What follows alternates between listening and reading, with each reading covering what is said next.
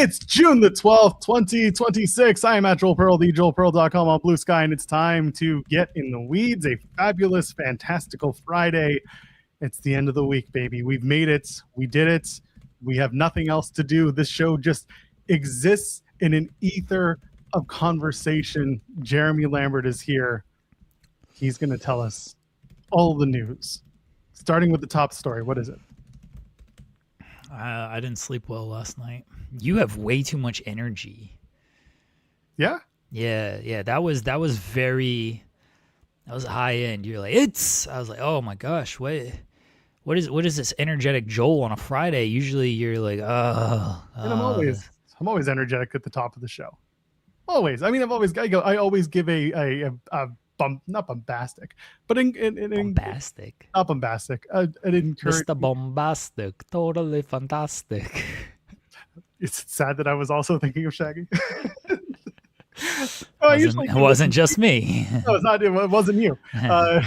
So my point being, I usually give an engaging, excited intro. I usually do that. It's programmed in my brain 3 years. It felt a little bit more. It felt a little bit more today. I must say. I think you're just a little more tired. I mean, that's very, very, very possible that I'm a little bit more tired. I haven't even cracked my yerba mate yet. What is that? Okay, did you obviously you listened to the Edge and Christian show back when they did the podcast? Yeah, that's the only time I've ever liked Edge in my life. So Edge used to drink these guys. They're called yerba mate. So he turned me on to these through that show, and I found them years ago. And they were too expensive at the time, and you can only get them at certain health food stores in the neighborhood where I was living at the time. And then someone tried to get me a case of them, and they're like, oh, if you want a case, it's like $50. I'm like, what the hell? No, we're not doing that. The neighborhood grocery store, it's a chain store, they happen to now carry it, and it's usually like $2.50 to $3 a can. So when it goes on sale, I'll pick up a couple of them, and yeah. So once in a while, instead of having a Diet Pepsi, I'll have a organic yerba mate. This one's the berry lemonade. Okay. But I like it. It's also way too much caffeine. Again, haven't cracked it open yet. 150 milligrams per can. Have you ever tried it? Yes, I've had it several times. Okay. I was about to say, I didn't know if we were doing a live on-air reaction here like I do with all the alcohol that I drink. I haven't tried this flavor yet. Okay. I haven't tried the berry lemonade, so I assume I'm going to like it, but I'll find out soon enough. Okay. Yeah, so that's not where my excitement comes from. I don't know. There's a lower number on the scale today than yesterday. That makes me happy. I am tired because I went to bed at close to midnight and was up at 6 o'clock. So. Well, you just go ahead and crack it open and try it now, coward. Well, still finishing the other electrolyte drink that I start the morning with. What are you drinking there? Is that the Gatorade? It's not Gatorade. It's not Crystal Light either. So actually, Walmart, so you can really get it anywhere. They sell an electrolyte edition. Everyone else gets these electrolyte powders that you can put into your drinks. Me, I just want something that has my water. Why are the electros racist? They're not electro white, they're electrolyte. Yeah, but why are they light? They could be dark. Why aren't they electro darks? I feel like they spell it Lyte, so they're not so much racist. They just happen to be lighter, or maybe I feel like the electros are racist. It's possible. It could be the Pedialyte's another one. Some people, Jules drinks liquid IV. I don't feel like I need any of the hardcore name brand stuff, so I just buy the stuff that's like $3 for a pack over at Walmart. That's fine. I have coffee in my Euphoria mug. Nice. There you go. Euphoria. Oh, the good Euphoria, not the show. No. This is a Kendrick song. Yeah, I know. Yeah. Like I said, the good Euphoria. Yeah, I don't watch that show. I mean, if I did, I guess it'd just be Sydney Sweeney's tits boobs just on there. But it's all just dicks and boobs. What's going on? Yeah. This is a Euphoria mug that my lovely wife got me, and then I have my water in my Thunder cup that Andrew got me. The GOAT, Andrew Thompson, got me this. So we love supportive. That's yeah. I don't purchase anything. Apparently, everyone's bought for me by people who actually like me for some reason. You know what I found the other day at the dollar store? The nerd gummy clusters that you like so much. Oh well, speaking of, I don't have the gummy clusters in front of me, but one of my children into this little nerd gummy cluster bracelet. That's cute. Here. Yeah. So it's I'm not wearing it because they also made me this red bracelet that I am wearing. And this one's it's a little too tight on me, and I wear it on this arm. My wife next to me, she grips me very tightly, and so it kind of digs into me a little bit. But I keep it here on my desk, so it is always near me, and then I have the other one on my arm. So, but yes, one of the children made me a gummy cluster bracelet because of how much I like the gummy clusters. She made it for the other kids that also like the gummy clusters, so we all got little matching gummy cluster bracelets. It's very cute. I love it. Yeah. Nerd gummy clusters. You should probably eat those bracelets. I'm not gonna eat the bracelet. That doesn't seem weird. Not made with nerd gummy clusters. No, that would be interesting if you could like make a bracelet. You probably they had the nerd ropes. Nerd ropes, sir. That was the parent of the gummy cluster. You know, like the two nerd ropes fucked, and then the gummy clusters were made. You know what I mean? Unfortunately, I do. Hold on. Hold on.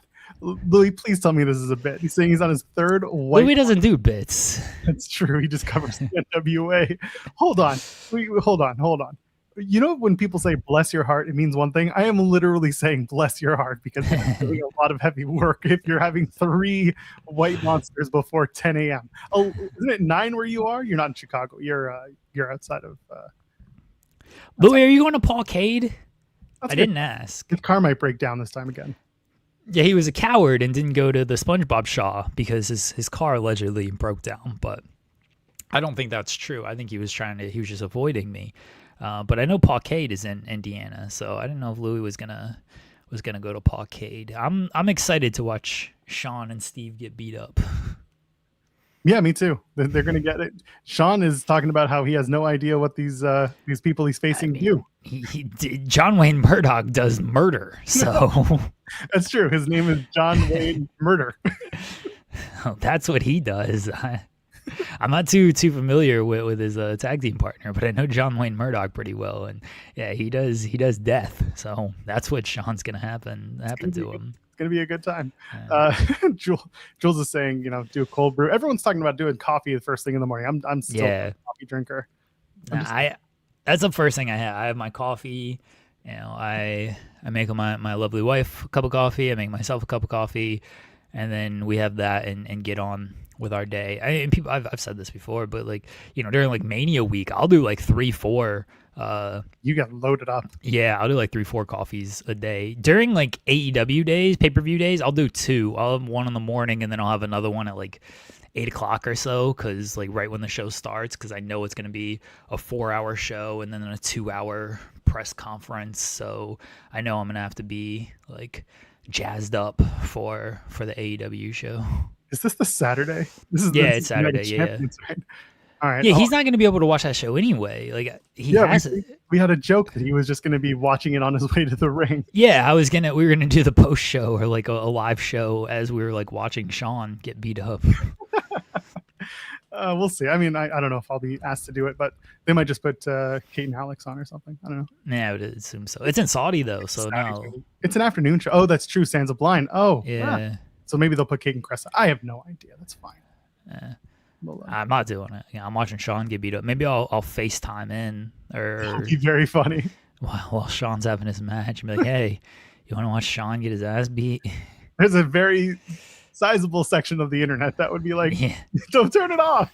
Yeah. It's not like, he's had matches before. It's not like there's not footage of him getting beat up out there. So yeah. He's just got to do. He's got to face non-wrestlers in a wrestling match. That's all. Yeah. So yeah, they're all talking about coffee in the chat, and I'm still not a coffee drinker. I've cut back quite a bit on my soda consumption. I will now limit myself to 2 a day. 2 of those bottles that you see me drink. One is usually during the show, and the other one is usually dinner time, and that's it. That's been helpful too. So. Yeah, just now I got to deal with this. And this is probably going to be my only caffeine consumption till dinner time at this rate, because Jesus Christ, 150 milligrams. Would be fun. Do not drink more than 2 cans per day. Of that? That is what it says. That seems like just a suggestion. This is caution. This is a caution, not a suggestion. No, it seems like a suggestion, So I can't do that. That'd be all right. Yeah, Jules saying I have to have at least 1 Diet Coke a day. I cannot cut it out completely. That's the thing. I'm the same way, but I've effectively more than halved my consumption for this because it's been helpful. I used to drink a whole lot of Dr. Pepper, and I've been off that for a while. I don't really do sodas anymore. I sometimes I'll get like the cheer wine so I have a little taste of North Carolina, but because they actually sell that here. But that's about it. You know, sweet tea, I kind of cut that out. I was craving Bojangles the other day, but the one, like the closest one, like the only one, is like 20 minutes away, and it's just so long to go to get Bojangles. Like, not that it's not like worth it, but there's just so many places that are closer. I've you know, when you live in like a town, like you become like spoiled of like, oh, this is like 2 minutes away. Why do I want to go 20 minutes away to get like this? Even though Bojangles is really good, it's tough for me to want to, you know, go out there and just to get the Bojangles. I'm sure I will at some point, but I don't do the sweet tea anymore. It's really just water. Sometimes I'll have Gatorade. I'll have Gatorades a lot of times, like after like a workout or like especially planking now, because we're up to 11 minutes and I get very sweaty after that. So I need a good Gatorade after that to rehydrate. Yeah, I'll do the Dr. Pepper Zero once in a blue moon. Dr. Pepper Zero. I don't know if I've ever had that.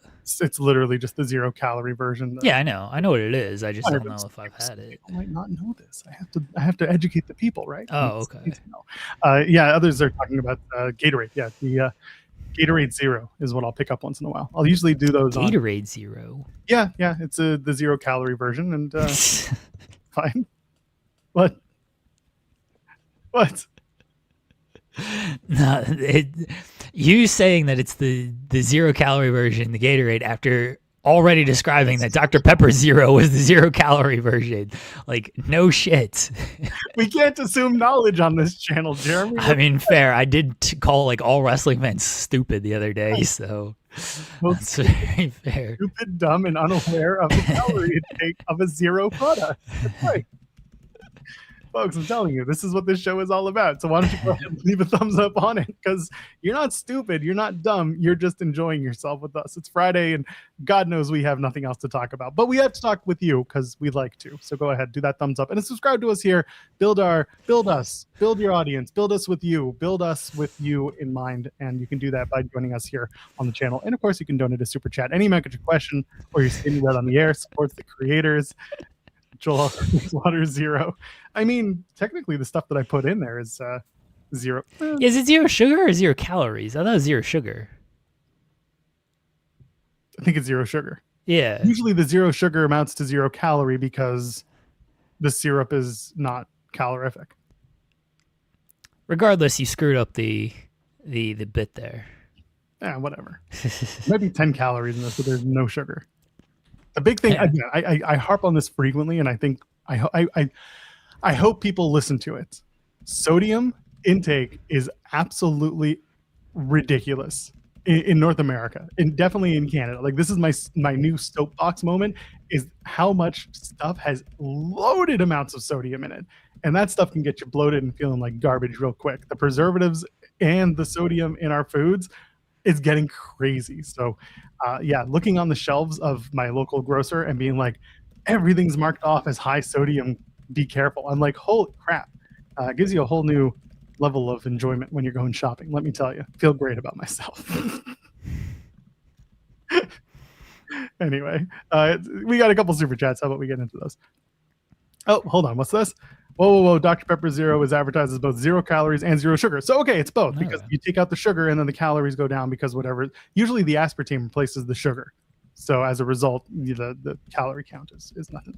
Yeah, Colin understands. There's way too much sodium in everything. It's fucking ridiculous, pardon my French. Anything over 15% is way too much already. But there's stuff that's sitting on like the 30% range for that. Yeah, it's crazy. Ryan Lambert sends us super chat saying, heavy storms, power outage, and having to hear a Mumford & Sons Wrigley concert that started. I will wait for you. Started at 11 p.m. It's only some Mumford & Sons song that I know. Ended close to 1 a.m. Thursday was a day. That's insanity. You had to be near Wrigley Field? I'm so sorry. No, I'm just kidding. That sounds like a day. Where was Mumford? Oh, okay. Wrigley Field. Okay. Keep up. Oh, I was singing over you talking, so that's why I missed that part. I had to stop because you were talking over. Well, I thought the singing was very important and enhanced the message to sing some Mumford and Mumford and Songs, Mumford and Sons. Sumford and Sons. I will wait for you. Anyway. That's the only line that I know. It's the only one that exists. It's a Little Monster Man. Little Mountain Man? Little Mountain Man. Little Mountain Man. I think that's the name of the song. That song? That song's called I Will Wait. No, it's not. Yes, it is. What's that stupid song by Mumford and Sons? That song that I'm singing is called I Will Wait. Little Lion Man is the one I'm thinking of. Oh, I don't know that song. I was singing I Will Wait. Isn't that the one? I have no idea. I just said the only song that I know. That's the one that, it was not your fault but mine. Or lay it on the line. I really fucked it up this time, didn't I, dear? Yeah, okay, that's the one. Anyway, so we know 2 songs collectively. Okay, yeah. I'll say I know one song, and I sang it, and it's called I Will Wait, and that's the only line that I know from the song is I Will Wait. Listen, now no one can blame us for being too white because we don't know Mumford and Sons songs, okay? If anything, we saved ourselves with this. We got 2 of them. No, I know kind of how the song goes. It's not, Jeroy. It's not because we don't know. That's what is actually the best part about this conversation. It's white, but it ain't that white. Yeah, it's white ignorance. Maybe, I don't know. God bless. We need more white ignorance. Yeah, true. Yeah, because we have no idea about the Mumford and Sons. Yeah, I got the one song. I kind of know how it goes, and so I learned. I don't think it's the lyric, but I have no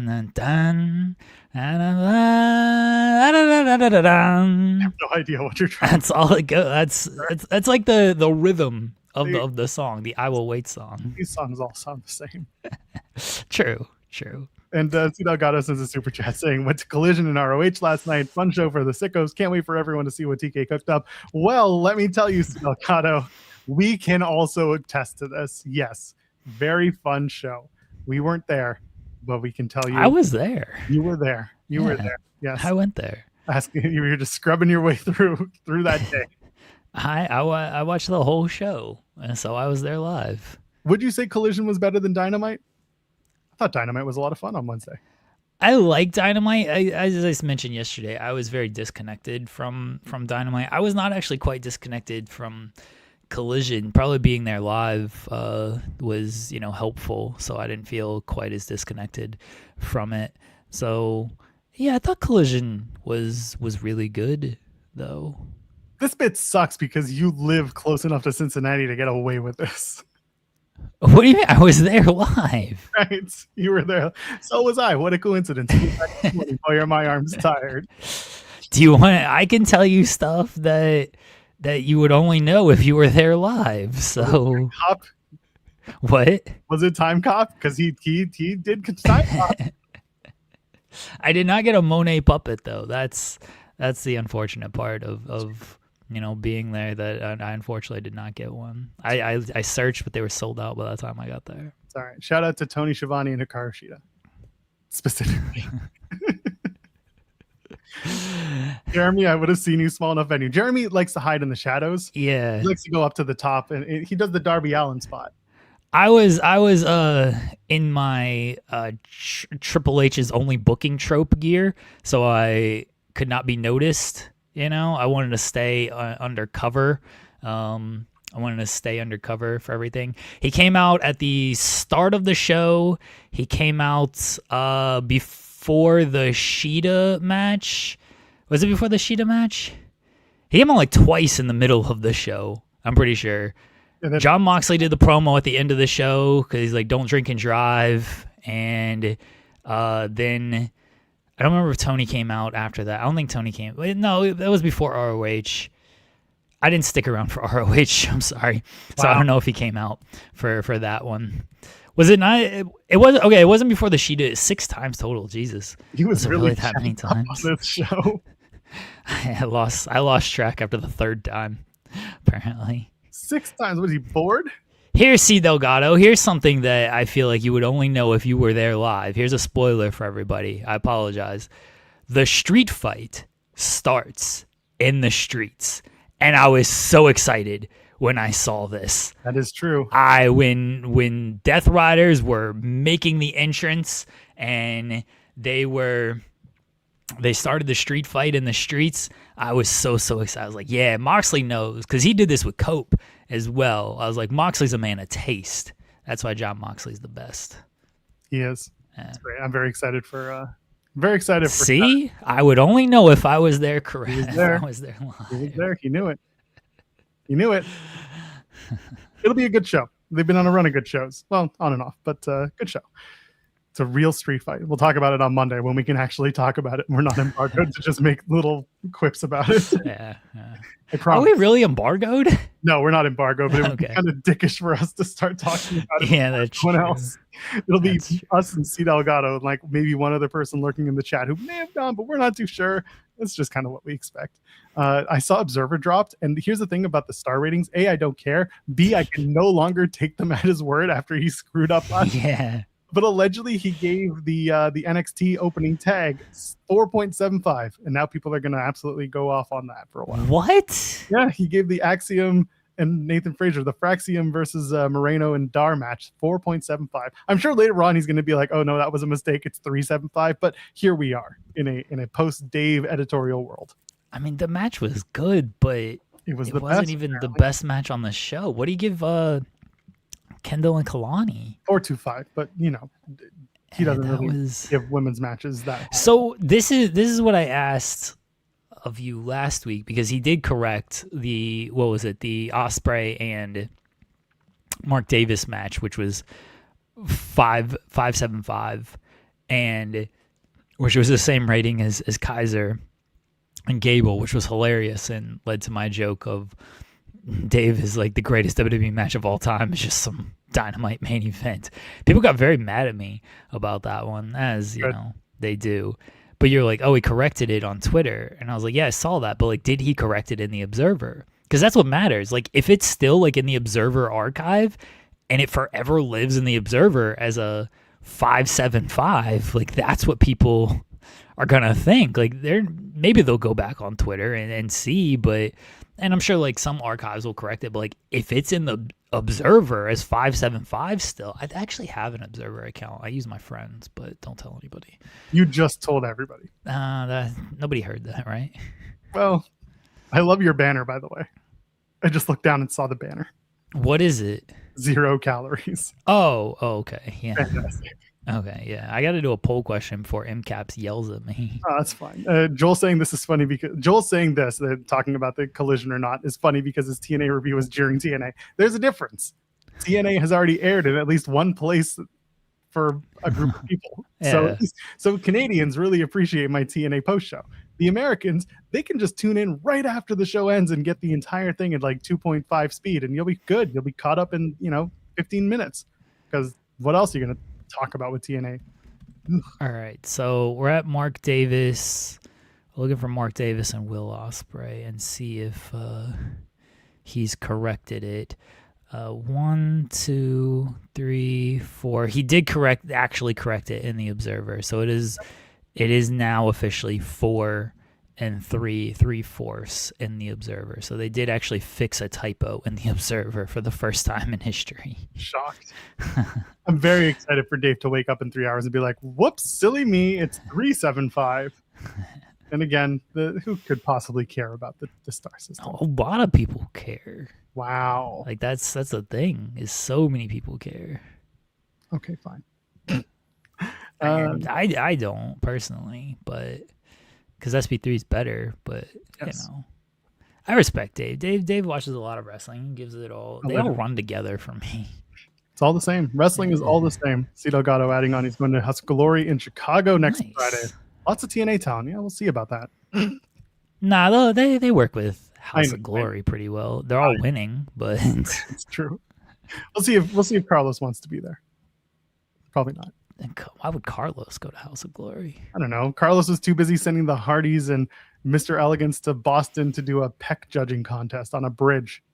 I really wish that was a sentence that I wasn't lying about. Wait, what? I gotta find this tweet. I gotta also deal with the entire TNA. Hold on. This is not a real thing. This is an actual sentence that I just said and was a thing. Hold on. No, it's not. Yes, it is. Stop I swear it. to God. Dude, this is what this company is doing. Peck judging contest? Yeah. Where is it? Come on. Where are you? Here we go. I'm gonna let's just give you the whole tweet because you guys got to see this. If I had to see it, you do too. Boston, come to the Congress Street Bridge today at 4 p.m. So wait, hold on. Today. Oh no, it's yesterday. Okay, so it already happened. Wait, pull it back up though. Okay. Yeah. Quit moving the mouse. So hold on. So it's the Mr. Elegance Peck performance. So like, is it just him performing and like the Hardys are just judging his Peck performance? Yeah. This sounds like a gigantic waste of time. Somebody is getting paid to do this shit. Eddie Edwards is from Boston, okay? Eddie and his wife are from Boston. But nobody's showing up to see them. They'll at least show up to see the Hardys. Sure. Then do something with like Eddie Edwards does a homecoming and the Hardys are going to be there too. Again, I get it. The Hardys are the cash cow. I understand it, but like, what? So Mr. Elegance is going to stand there and flex his pecs like he's knockoff Chris Masters. And the Hardys are going to be like 8 out of 10 Peck performance. Okay, friends in the audience today, I want you to do me a favor and fill in the blank. Jeremy, don't answer this. This is blank. What is the word that you would use to describe this particular public appearance featuring the Elegance and the Hardys? What word would you use to describe this particular pointless? I know what you're hinting at here, but I'm using a different word. I see garbage. That's one. I'm letting people have their subjective opinions on this particular awkward, desperate, stupid. This is awesome. Ryan, you get to say this. Happy Pride Month. Dumb. WWE coded. WWE very much is. Once upon a time. Where's Chris Masters? As I'm saying. At least like if he showed up and like, you know, you could like judge a contest of like who did it better. But you're just like judging a solo Peck performance. It seems again like a gigantic waste of time. On a bridge. They should throw him off the bridge if it's not good. That's what they should. Okay, hold on. Now I have a follow-up question. Congress Street Bridge, Boston. Let's take a look. Can you be thrown off this bridge? Well, there is that. Let's look. What does the Congress Street Bridge look like? There's the maps. Here's the bridge. Okay, let's give everyone an aerial view. Hold on. Got to get to a large version that actually works. Okay, this is a large bridge. What are we doing? This is a very large bridge. Let me let you people look at this giant bridge. Voila, the Congress Street Bridge in Boston. This is a very large bridge. That's a pretty big bridge, honestly. Yeah. Do you get a city permit for this? It's the site of the Boston Tea Party, they said. This is stupid. Well, yeah. Is this case of causing controversy for views? There's no controversy. It's just we threw things at the wall and this is what we got. Should have been me. It really should have been me. I'd have done the Peck performance. Do you think Richard Holiday right now is looking back at this and being like, I'm glad I didn't do this? I mean, I don't know. Richard Holiday would probably be happy to have like the work and stuff. This Mr. Elegance he's doing just fine. No, he is. This Mr. Elegance stuff is so terrible. Are we playing GeoGuessr? That is a streamer thing to do. You're right. Really? I mean, I assume so. They would play the game, and some people do really well at it. Anyway, I used to do geocaching. I thought it was dumb. I thought it was really dumb, but I used to do it. I want to say, like, can I find pictures of this? No, I'm not going to find pictures of this because no. The TNA sure as shit didn't put anything out about it, so clearly no one was there. Let's see if there's any pictures from it today. I would be doing a plank performance. Honestly, they could judge my planking. That'd be pretty cool. Yeah. TNA Bridge Boston 2020. Let's see if anyone. I feel like I can outplank a handful of wrestlers. Honestly, I'm so curious about this.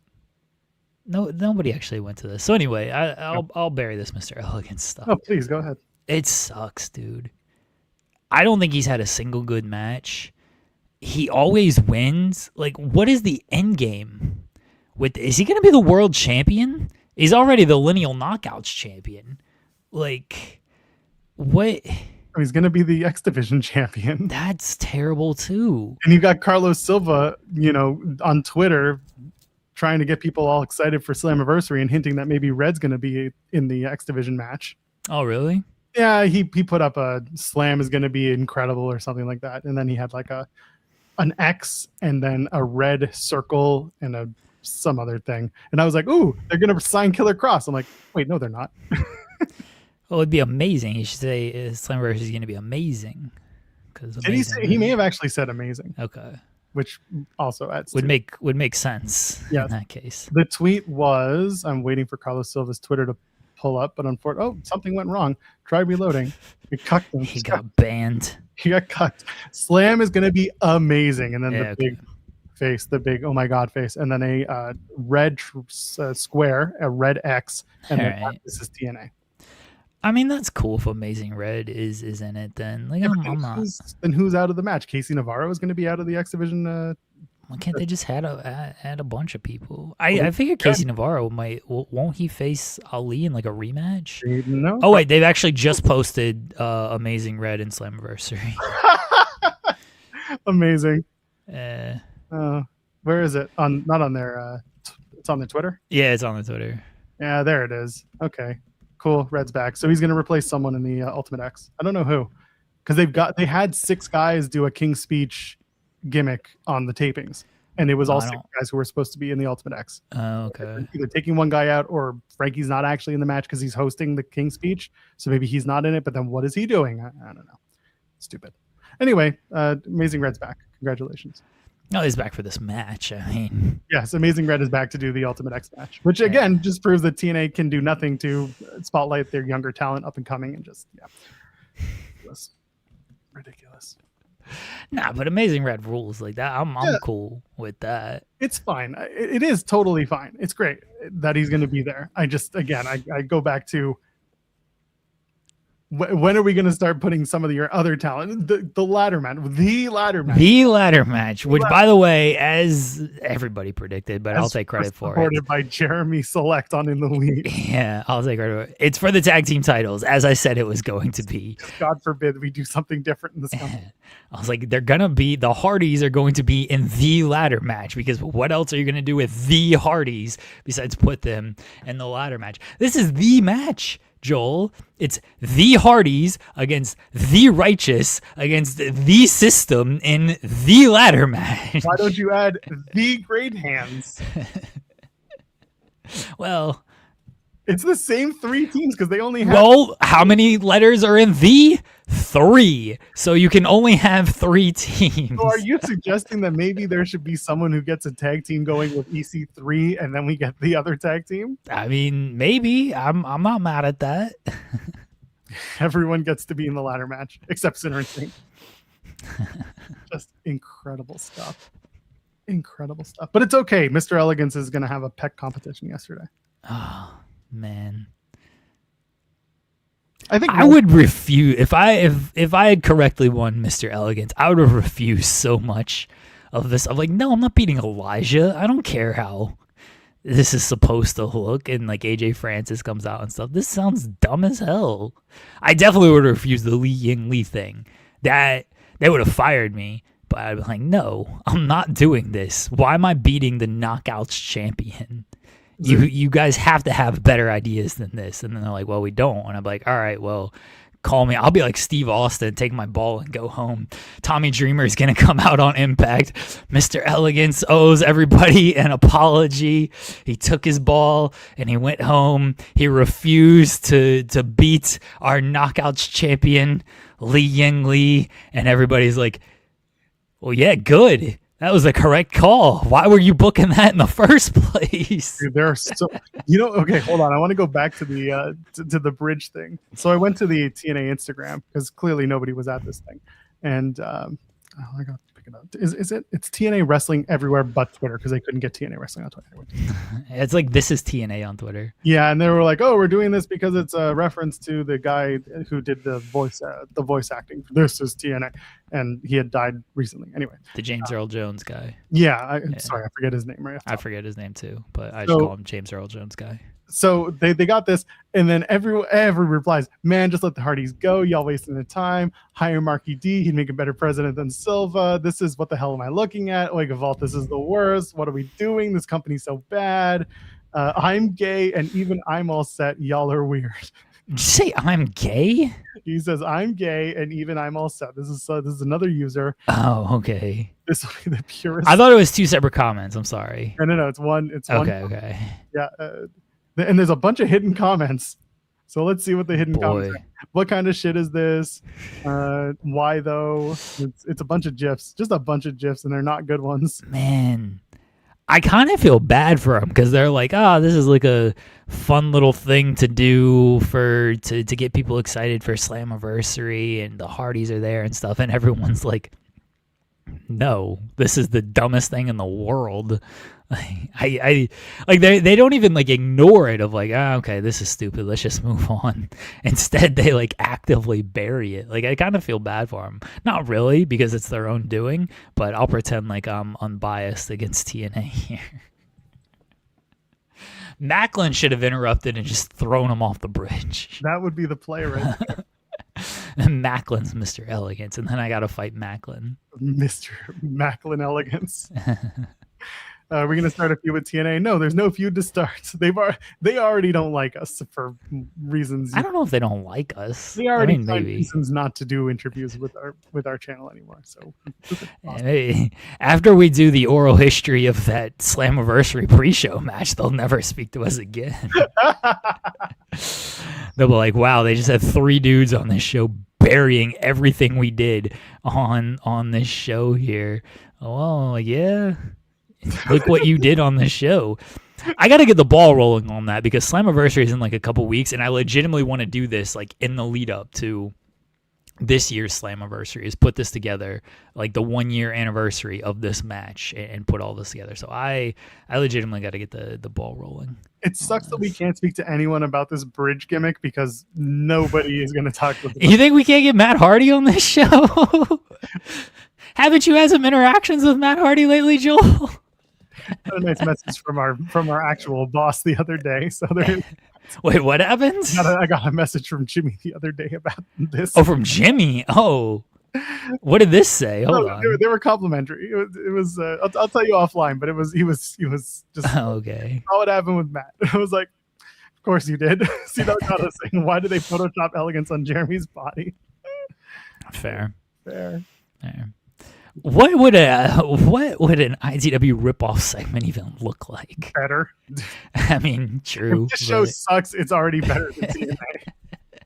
I don't even know what it would look like though. Like, you remember Wrestle House? I mean, yeah, I liked Wrestle House. I'm one of the few. So did I. I put up for Wrestle House all the time. Did you know last night's show may have actually gotten Mike Gilbert to stop doing his Brace for Impact show, which honestly makes me sad because it's what I listen to while I'm doing post TNA stuff. Mike Gilbert's giving up on things now. And you know what may have done it? I mean, Mr. Elegant stuff. Cumulatively, there's a lot of things, but the straw that broke the proverbial camel's back was the Voodoo segment, which I loved, by the way.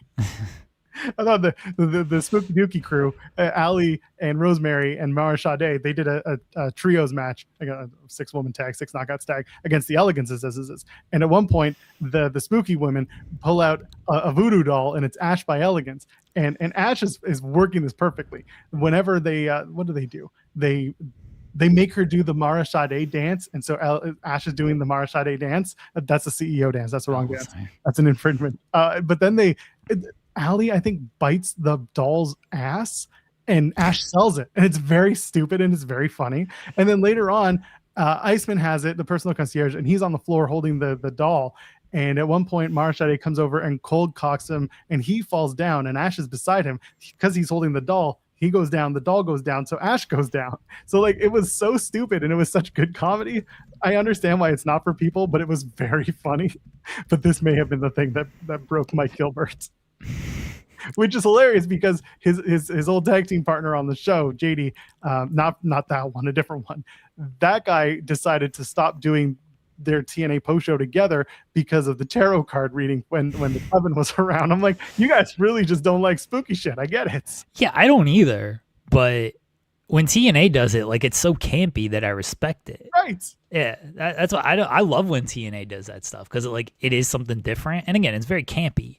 And that's why I do like when TNA does it. I don't like this stuff when TNA tries to be like a serious wrestling company because they're just not. Brother, their world title match opens the show, distraction roll up finish. The next match is the Elegance versus Elijah match, distraction roll up finish. Yes, I would refuse that creative. They did a tag team match with Leon Slater and Fabian Eichner against Leon Slater and Edward Edwards. Distraction roll up finish. Well, it wasn't a roll up, but it was still a distraction finish.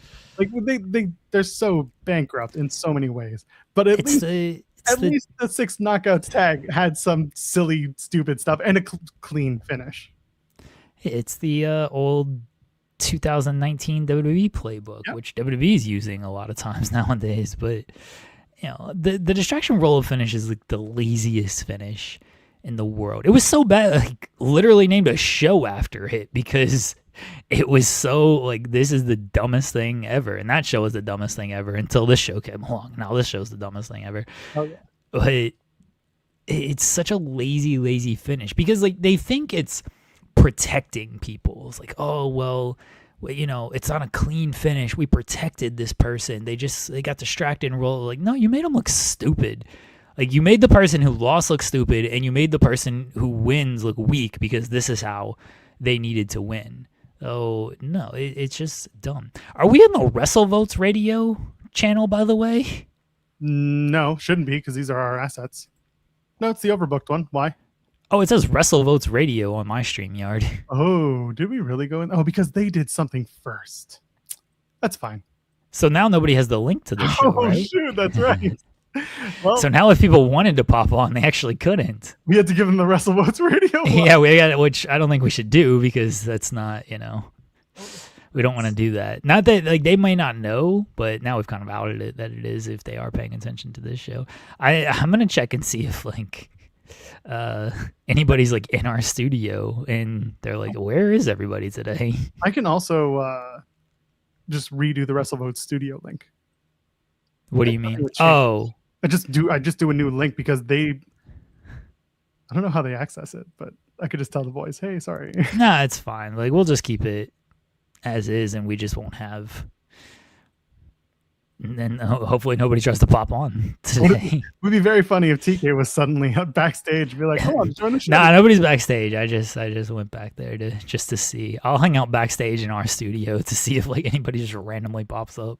If you're a wrestler or someone who frequents this show, hit up Jeremy or myself if you want the link to get on. Yeah, if you want the link to get on, but also if you want the WrestleVotes link so you can crash their show at a later date. You'll never know when they're doing it except for their Monday show. That's live. But like other than that, could you imagine someone shows up for the Monday show? Cam Hawkins just shows up. What's up, guys? And be like, who are you? Everybody knows Cam. I mean, I assume WrestleVotes knows Cam. I don't know what the WrestleVotes guys look like. I don't either. 2 older white dudes. That's really all I got. Could be wrong. Wow, why are they white? Joey Votes.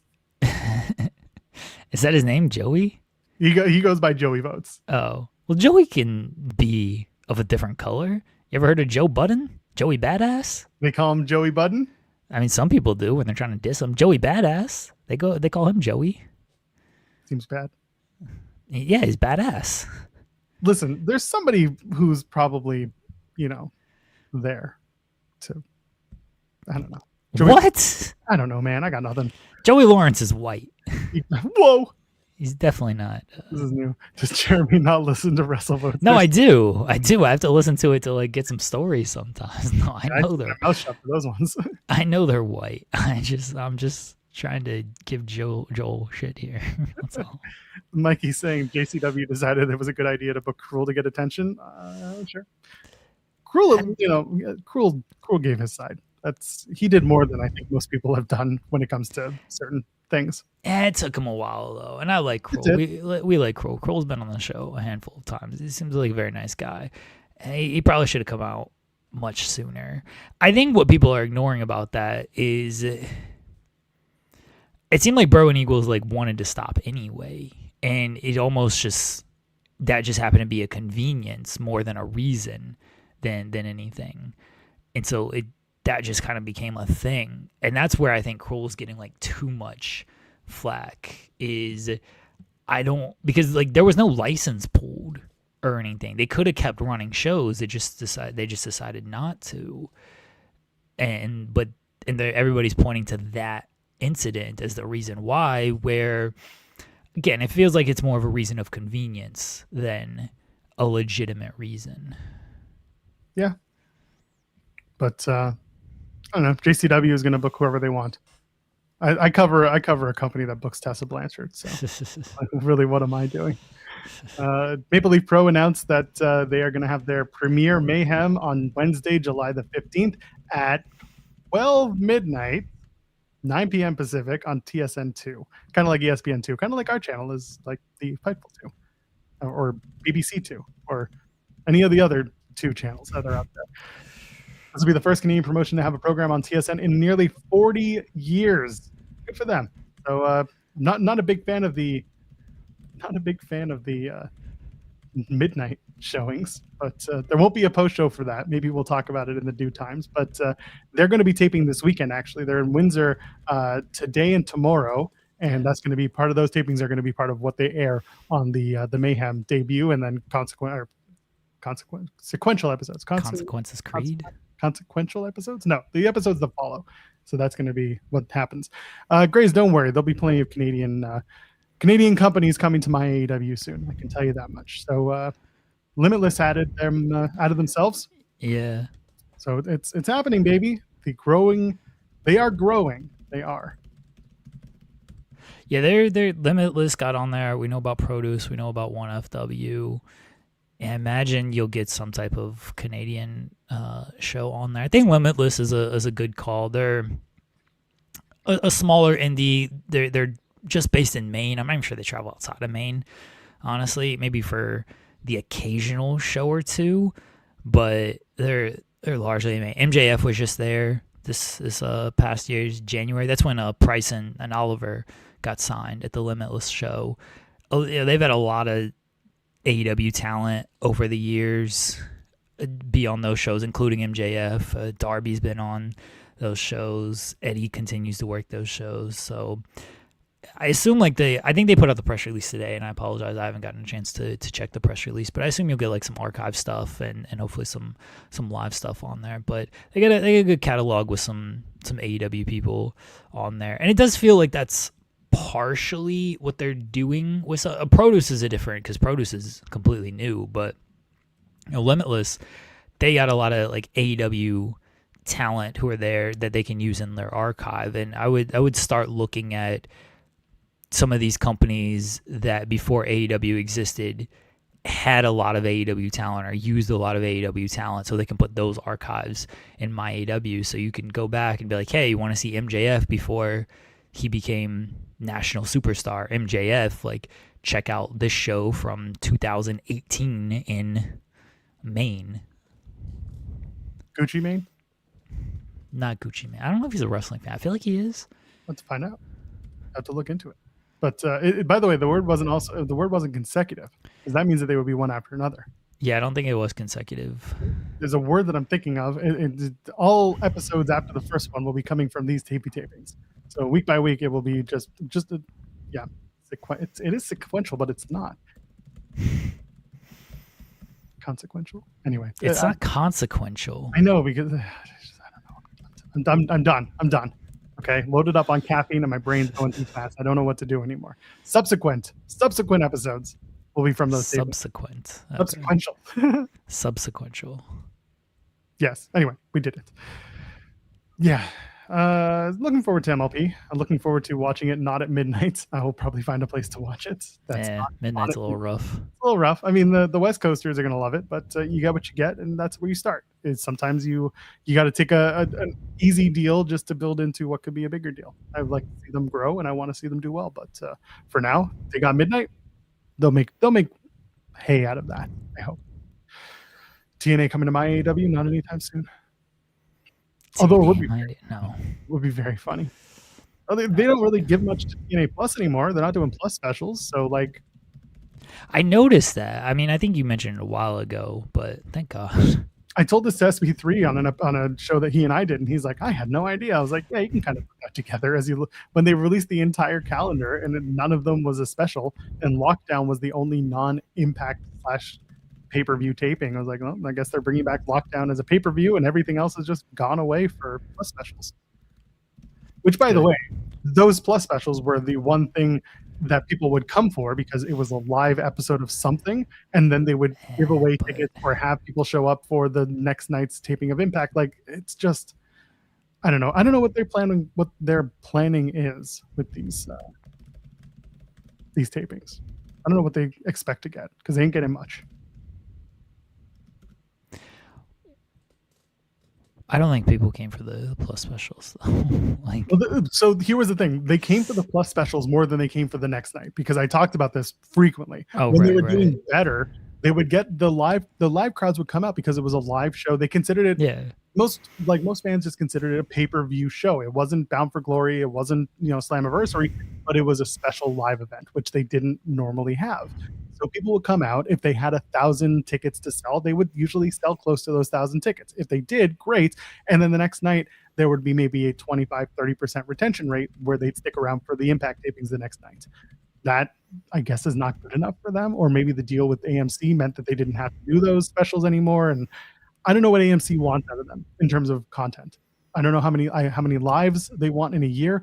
It sounds like they want 12, like once a month, averaging out to 1 live per month. But I can't prove that either. To Brampton again, they're doing that, and I am assuming the first night is going to be a live episode of TNA, and then the next night is taped. So apply for media. Do it, Ryan. Just TNA will bring you in, and they'll probably put you hard cam side and shoot you really well. I didn't think they put anybody hard cam side. Tell me about it. Your champion comes through the crowd. You can at least tell people go over to section 14 and 15 and go make it look like the champion matters. But God forbid they do that. Well, that's Santana. Like, he's at least a guy that people like and know. Yeah, but he's leaving. They don't care. Yeah, fans still like him. The same thing with Mr. Elegance comes out and they clearly like him. And he comes out and as he's doing his entrance, there's like rows of seats. And these are opposite hard game. Like, these are where you're looking, and there's just so many empty seats. It's so ugly. You can't do that. You cannot do that. You've got people everywhere, and you're putting them in all the wrong spots. Move people into where their camera will be shooting. It shouldn't be that hard. What are we going to talk about next? You would think they would like fill up the seats where they're going to like shoot the television, but that would be difficult. They allegedly have a street team. If they have a street team and they're not giving them free tickets, and those free tickets aren't opposite hardcam where these people who are clearly bought into your product are sitting, what are we doing? Get extras. They don't want to pay. Once upon a time, they got shit for this. But when they got bought by Anthem and they came to Ottawa for Bound for Glory, they then did, this was stupid, 5 nights. Can't say that word. 5 nights of TV tapings in Ottawa, Canada. Okay, five consecutive nights in this. This was a barn, by the way, a big industrial barn. That's where Bound for Glory was. I talked about the X on one of our old shows, the exhibition where I saw Avril Lavigne and Tea Party. Remember that conversation? That was in the actual like venue. That was in the actual hockey rink. Okay, that was a big stage. Outside they have the what's it called? The Aberdeen Pavilion, which is a giant pavilion. It is like an oversized barn. That's where Bound for Glory was. Seats about maybe 300 to 500 with the bleachers that you build. 5 nights they wanted to tape Impact. They were paying people $20 a pop to go and be a part of the audience, and they couldn't get the people because Ottawa's not that big. There are not that many wrestling fans, but they caught shit because they were trying to pay people to go and watch the shows. 5 Nights in Ottawa sounds like the sexiest indie movie ever made. Boring as hell. It's nothing. Not even hockey players are there. It's just a bunch of politicians, and you see how they look. Instead, it was just they did Bound for Glory in 2017.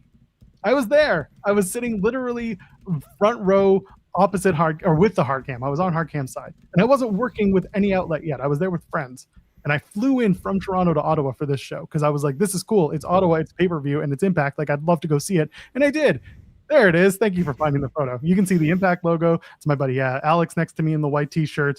Look how excited Joel is for TNA in 2017. He's throwing up the Shaka bra and everything. You know why? Because I knew it was. I knew who was taking the photo. It was our buddy Basil.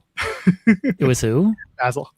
Oh, gotcha. So, and I knew some of the photographers there at the time. So anyway, you were selling for the photography. Yeah, I was selling for the photography. That's weak. See, you got to get a real shot like that. This was not selling for photography. This is I'm into the creed here and rocking out. I had no idea Mouse was taking photos of me for that. I was absolutely just hamming for the camera on that one. But they wanted audience reaction shots because it was the first big show back, and I was anyway. But I went because I think tickets were like $30 for where I sat, which is pretty damn good. So yeah, it was a thing.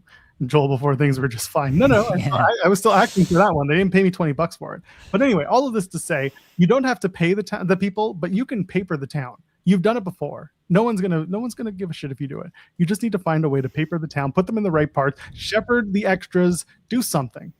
Go to a local wrestling school and tell all of them to come out and just put them in the stands. I don't give a damn what you do. There are a bunch of new wrestling fans who are also training to be wrestlers who could use some experience and use an excuse to see a taped, televised product and get a little bit of knowledge from it. Maybe you do a seminar before or after, and then you tell them to sit in the stand. There are ways to do this, and it just boggles my mind that they have no foresight to even try. But I guess when your PR guy's too busy shitting on the dirt sheets, they're just not going to do anything. Go fucking jump off a bridge, I guess. Literally, like yesterday.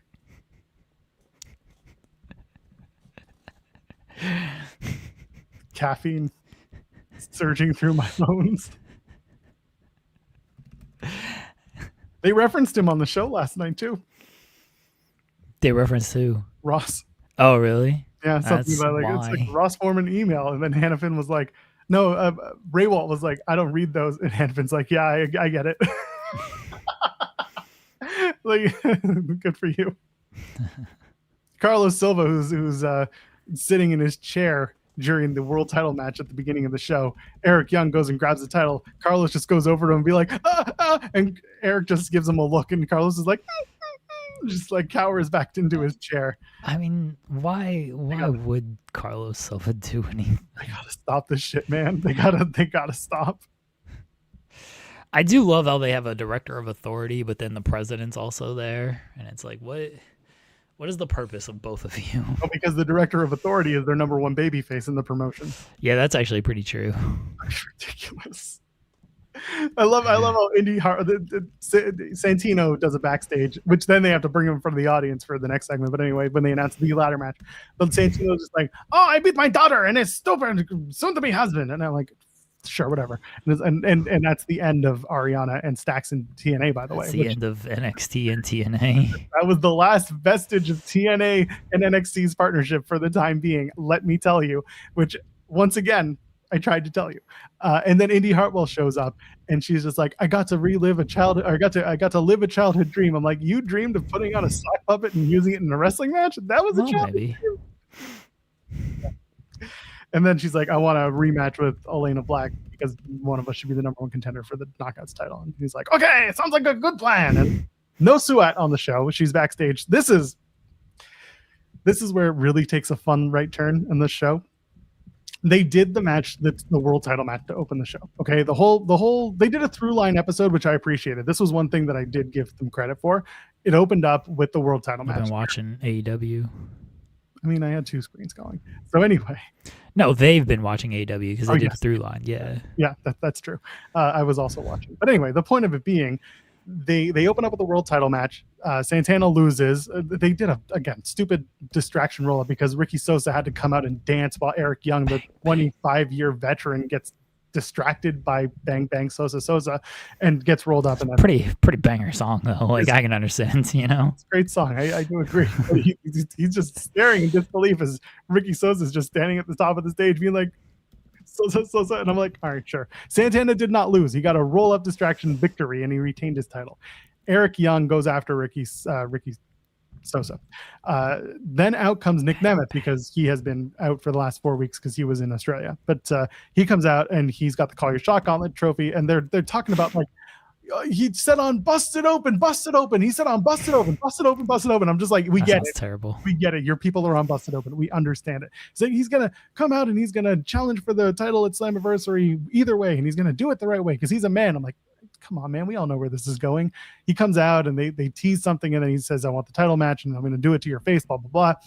And so that sets up later on. It's the international title match. It's Ali and it's Casey Navarro. By the way, Ali had the best promo of the entire night. That was very good. You saw this? Yeah. So yeah. For those who missed it, Casey Navarro had mentioned in a past promo that he had a family member who was battling cancer and that it wasn't looking so good. It turned out it was his uncle. And between that promo and the tapings, his uncle unfortunately had passed away from cancer.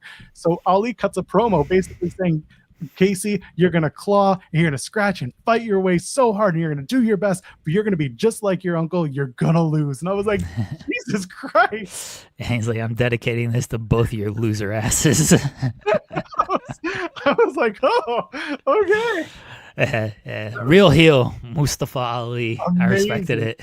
Amazing stuff. They do their match again, a really good match. Like it was a solid paint by numbers match. Ali targets a body part, which was the busted left leg because he had the ACL tear. Did Casey Navarro. A good match. They had a really fun match. Ends with the sharpshooter and Casey taps out. So it was a straight up finish. There was no extracurriculars. It was good. And then afterwards, Order 4 gets in the ring to go after Casey. Casey earlier had asked Santana and Nemeth to be by his side at ringside, and they said, we'll help you out if anything gets hairy. So they come out to even up the score. They take out the Great Hands, they take out Agent Big Bill Zero, and then they super kicks Ali because he tries to sneak in with the title. So Ali's gone. Everyone from Order 4 is gone. And then the turn, right? It's inevitable. Nemeth turns on Santana, and they're going to do those two at Slammiversary. Because why not? That's just all you've got left. Santana's leaving the territory. Nick Nemeth isn't. And they had to do the swerve, bro. That was it. Yeah, I want to... So we were trying to figure out a thumbnail for today. Yes. And Joel's like, DDP, because apparently he's in talks to do like an appearance or something. And I was like, no, do the Nick Nemeth heel turn, because I don't really think he was a babyface. No. I was like, do the Nick Nemeth heel turn, but it was a joke because like I don't think anybody was super interested in this Nick Nemeth heel turn. So that's when I was just like, can we do like a mystery box or like a mystery vortex, and just be like a bit when there's like no like major news that is like thumbnail worthy type thing of like, hey, let's like, we can do like evolution as the thumbnail, and like, what is this show about? It's evolution as a mystery, and like the Riddler or something as a thumbnail. There's enough like mystery kind of stuff. We'd have the Hardy Boys, but it's the other Hardy Boys with their mystery. We do Mysterion from South Park, and this was my idea for a running bit when there's not a big enough news story that is thumbnail worthy. It's very prestigious to be an ITW thumbnail. True. And I don't want to give it to just Nick Nemeth doing a heel turn. I've got a raging clue right now. Ryan asking, is this title match Nemeth's cash in? Yes, because he said, I'm cashing in to someone's face and the match is happening. This is the cash in. So if you look at the thumbnail for today, there is a box in front of an opening. So really, we both got our way because this is what it is in the background. Yeah, I noticed like the TNA logo and stuff like on the mat and everything. Yeah. And Mario question mark. See, there's a lot you can do with this. The Scooby-Doo van. I feel like we should really utilize this. Where is Danhausen? We need him on the show right now. We definitely do need Danhausen on the show. Danhausen. But we should legitimately utilize this when there's just certain weeks which mainly going to be Friday because Thursday's TNA. So it's like, what are we supposed to do with this? Brother. Just amazing. Just amazing. So yeah. So TNA did a through line where Nick Nemeth said, "Fuck rebellion. I was just doing stuff because I was asked to be at home in a babyface." Bernie Kosar would not accept walking out with a heel. Who else would he walk out with? There, you've got another tag team. You got the Nemeths again. They're going to be the next tag team. God. Zeno Hauer saying, pitch at the next Mystery Wrestling show, Joel gets jumped by Matt Hardy and Bully Ray. Suddenly, City Girls start playing, and it's Jeremy with a kendo slow like. I'm not saving Joel. No, he's not. No. I wouldn't side with Matt Hardy and Bully Ray, but I also wouldn't save Joel. I just like sit there and watch, and be like, you put on your fakest, I don't know, concern face. Nah, I wouldn't even show concern. I'd cheer him on. Like, yeah, get his ass. He called you stupid, Matt. He called you stupid, Bully. Well, that one's factual. I might hit Bully just because he steals all of my takes, and then he gets coverage for them when I said it all first. Fair. Just go. Everyone just go after Bully. I'm not telling anyone to do this. But anyway. When is the next mystery show? Is it Montreal? It is Montreal. No, they just did 26, didn't they? And this is, it's 27. And then 28 is in, so I guess I should know considering I allegedly work for the company. Yeah. Got to talk to them about Montreal stuff. Ridiculous. All right, what else did I have to talk about? The DDP thing was something that we did kind of just touch on right now. This is this is something that's been talked about. Diamond Dallas Page potentially getting involved in an appearance of some sorts and being, I don't know, part of WWE for a little bit. I don't think it's a match that they would be putting him in, but I think more likely he does something with his best pal, the American Nightmare, Cody Rhodes, and the Nightmare family. Is he going to come out and be Pharaoh the dog for this one? Is he going to be Pharaoh? Yeah, I think so. What if Orton hits him with the RKO? We could do that. I mean, is his neck okay? Oh, this is it right here. Gunther versus DDP. He just fucking murks him. I think Orton can hit him with the RKO. When was the last time Dallas took a spot? Was it the match that he had in AEW? Yeah, Bash at the Beach or Beach Bash, whatever they call their version of Bash at the Beach. Was that when that was 3 years ago, wasn't it? That was 4 years ago. Jeez. Yeah, that was 20. I think that was a pre-pandemic AEW, honestly. So I'm curious. Yeah, so it might have honestly been 6 years ago. Diamond Dallas Page matches. His last match was Bash at the Beach 2020. Yeah.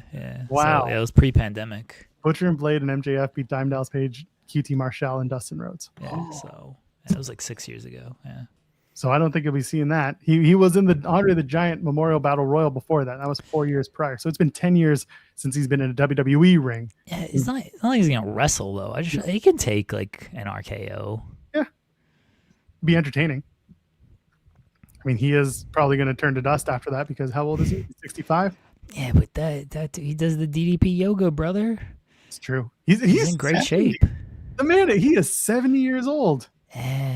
He's gonna outlive us all. I know, it's kind of upsetting. I'm trying, man. I'm trying. I'm doing better every day. Yeah, born in 1956. Bro, Ryan's trying to kill people out here. DDP and Luger show up and recreate King Cardona wheelchair spot with Luger. My God, what's wrong with you? You people are monsters. I approve. He's trying to get Lex killed, man. Good Lord. Yeah, that AEW Bash at the Beach was when Cody was like, yeah, sure, give me back my name and I'll give you the IP for these old WCW shows. Yeah. Wheeling and dealing Cody. That's why he left. That's the real reason. It's because Tony was like, stop dealing IP away for your own likeness. Yeah, he didn't start wrestling until he was 40 anyway. Yeah, so. the whole he started at 35 and everyone always mentions that. It was like, am I too old to start wrestling training? And the first thing people say is DDP started at 35. It's like DDP was also an athlete before that. He was actually active before that. Yeah, DDP. You who haven't left your armchair in 35 years is probably a little different. Yeah, DDP's kind of a freak of nature when it comes to that. So And look, he maintains it. DDPY stuff is obviously like it works. People swear by it. It's true. Yeah, I did it for a little while, and then I just got lazy and didn't do it anymore. Couldn't do the bang anymore. No, like I liked it. I would do it. I just it's a time commitment, and I stopped having as much time to commit to it. And then once you get out of habit, it's like okay, I'm gonna run into this with planking because my wife asked me, "Is like, how long are you like gonna plank for?" I was like, I don't know. When we hit like 5 hours, and then but at some point, like it will be like a big commitment of like, hey, let's like we're at 11 minutes right now. Like, hey, let's take 20 minutes out of our day to plank. And that's a lot to do. It's like 20 minutes just to hold the plank. That becomes an actual commitment of things. Like I want to keep going for as long as we can, but it becomes tough when you have 12 kids and a life and stuff. It's like I can't take like 30 minutes to do like yoga right here. I mean, when the kids get older and stuff, they start having lives of their own. It'll be okay, but yeah, for right now, it's tough. Well, I do that. Like I do my stretches every day for my hip and all that. And yeah, it's tough finding 30 minutes, especially in my case with a 4-year-old. And you got more kids to deal with, so yeah, it's tough to find the time unless you're waiting until they, wind down for the night. Yeah. Which they don't do. No, they don't. They just stay up forever. So yeah, the report from WrestleVotes was effectively that the idea is that Paige would be maybe the expectation is a one-off appearance as opposed to a sustained storyline. So if you bring him in for one, he could be at the Kansas City, Missouri SmackDown because Cody and Gunther is scheduled for that show. They're going to announce the stipulation. That's tonight, right? They're going to do the stipulation. Yeah, the stipulation. Yeah. And then after that, if the match is in Kansas City, I'm surprised. Well, I'm not surprised that they're doing it there because the next episode is going to be taped in the UK. So I don't think they want to have a tape title change with Cody and Gunther. I think they'd rather have it live if they can. They did the tape title change last time, though. I guess it aired live in the. Yeah, that was the one in Glasgow. Yeah. The one with us. Was that Glasgow? Where Drew won. Yeah, it wasn't Glasgow because he showed up Glasgow the next day at the live event. Yeah. I think that was in the UK as well. But yeah, that aired live on Netflix at least. This is like taped, right? Yeah, this is going to be one of those we throw it up on Netflix on Friday afternoon. Yeah, because it's being taped like the same day as Raw. Oh, on Tuesday. Okay. Yeah, they're doing Raw live, and then the next day they're going to do SmackDown. Okay. Yeah, they're not airing. That was the whole thing on Tuesday. Yeah, that was the whole thing with SB3 asking me to take one of those Tuesdays was because he was planning to go to that SmackDown. Oh, right. I got to figure out what the hell I'm doing on that day. I don't think you're out to worry so much anymore. Oh, okay. Yeah, we'll talk about it afterwards, but he gave me some insight that he might not be missing those shows, including next week. So, we'll figure that out with him, but I don't think it's a problem. Anyway, the stuff with Diamond Dallas Page, to me, if he's going to be stateside and doing a one-off, I could see it for that title match. I could see it being after Cody loses. Maybe he talks Cody into getting his shit together, and that's it. Yeah. I don't know if Cody's going to lose. Fair. Cody loves losing his title on SmackDown. I'm at the point now where I'm just like, LOL, Cody wins. I just don't know if he's going to lose. Wow, Cody Hogan over here. Yeah. Wow. I mean, I get it. Because what do you do? What? A lot of things are like what happens with the Brock story. Is it Gunther? By the way, is it me? Two things. One, they've laid off on the career killer stuff on commentary. Yeah, because he lost to Cody like a dork. Valid. But it wasn't a career match. He wasn't a career killer. He can't even kill Cody's title reign. What's he going to kill careers for now? And because I often either don't pay attention during the entrances or just skip them altogether if I'm watching after the fact, have they had the career killer emblem on his Titantron when he's coming out? Is it still there? No, I haven't. I go back. Paid enough attention. Maybe someone who pays a lot more attention and not just Streisand, assuming they know, can tell me. Did he have his entrance the last couple of weeks? Has he had the career killer on his Titantron? Because if they're really leaning back on it, then it was their Clash. That was also the first time that he was doing that match with Cody. I don't know. And he hasn't done an entrance since then, a proper one, right? I don't think. Anyway, we'll see. Yeah, the match in a couple of weeks, I could see Gunther winning, but I could also see Cody just LOLing his way through it. But again, I ask, what's the Brock thing? Is it going to be Brock and Oba? Oba, or is it going to be something else? Is it going to be Brock and you know who? Gunther. I don't think they have any idea. Fair. I really don't know if they have any idea what they're doing with this stuff. Apparently Punk's moving to SmackDown. I mean, they teased Punk and Cody after WrestleMania on that Raw, when there was like, Cody was like, hey, anytime you want a title shot. Like, I wouldn't rule out Punk and Cody at SummerSlam. Why should we not think that's a direction? That's true. That they might go. You got to do something with Punk. He's supposedly coming back soon. So, do you bring him back on that Raw July 6th? Everyone, including us, we're talking about that being in the Allstate Arena in Chicago, and then that's when he gets moved over. I think he'll be on that show. I don't know if that's like the return, but I think he'll be on that show regardless. Yeah, Punk and Cody at SummerSlam, that's a big match. You do that at one end. You do... Look, make Oba. Just have Oba win King of the Ring. Have him face Roman. And just make Oba at SummerSlam. Have him beat... What does Roman do? Roman gets beat by Oba. I just said that. Right. Okay. Yeah. And what does Brock do? Brock and Gunther, but there's gives no a fuck. So it's Brock and Gunther with no title. Yeah. I don't think that's going to be a title match anyway. I've been pretty steadfast on, I don't think Gunther's going to be the champion and it's going to be a title thing. Like, I do think the career will be there, but I don't think it'll be like for any type of title. I think that they might do Oba and Brock I guess you can't do it at Night of Champions because I have Oba winning. Is there a pay-per-view between Night of Champions and SummerSlam? Is there like a July pay-per-view? There's the Saturday night's main event at MSG. Okay.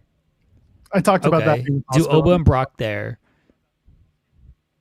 Yeah. Yeah, do Oba and Brock there.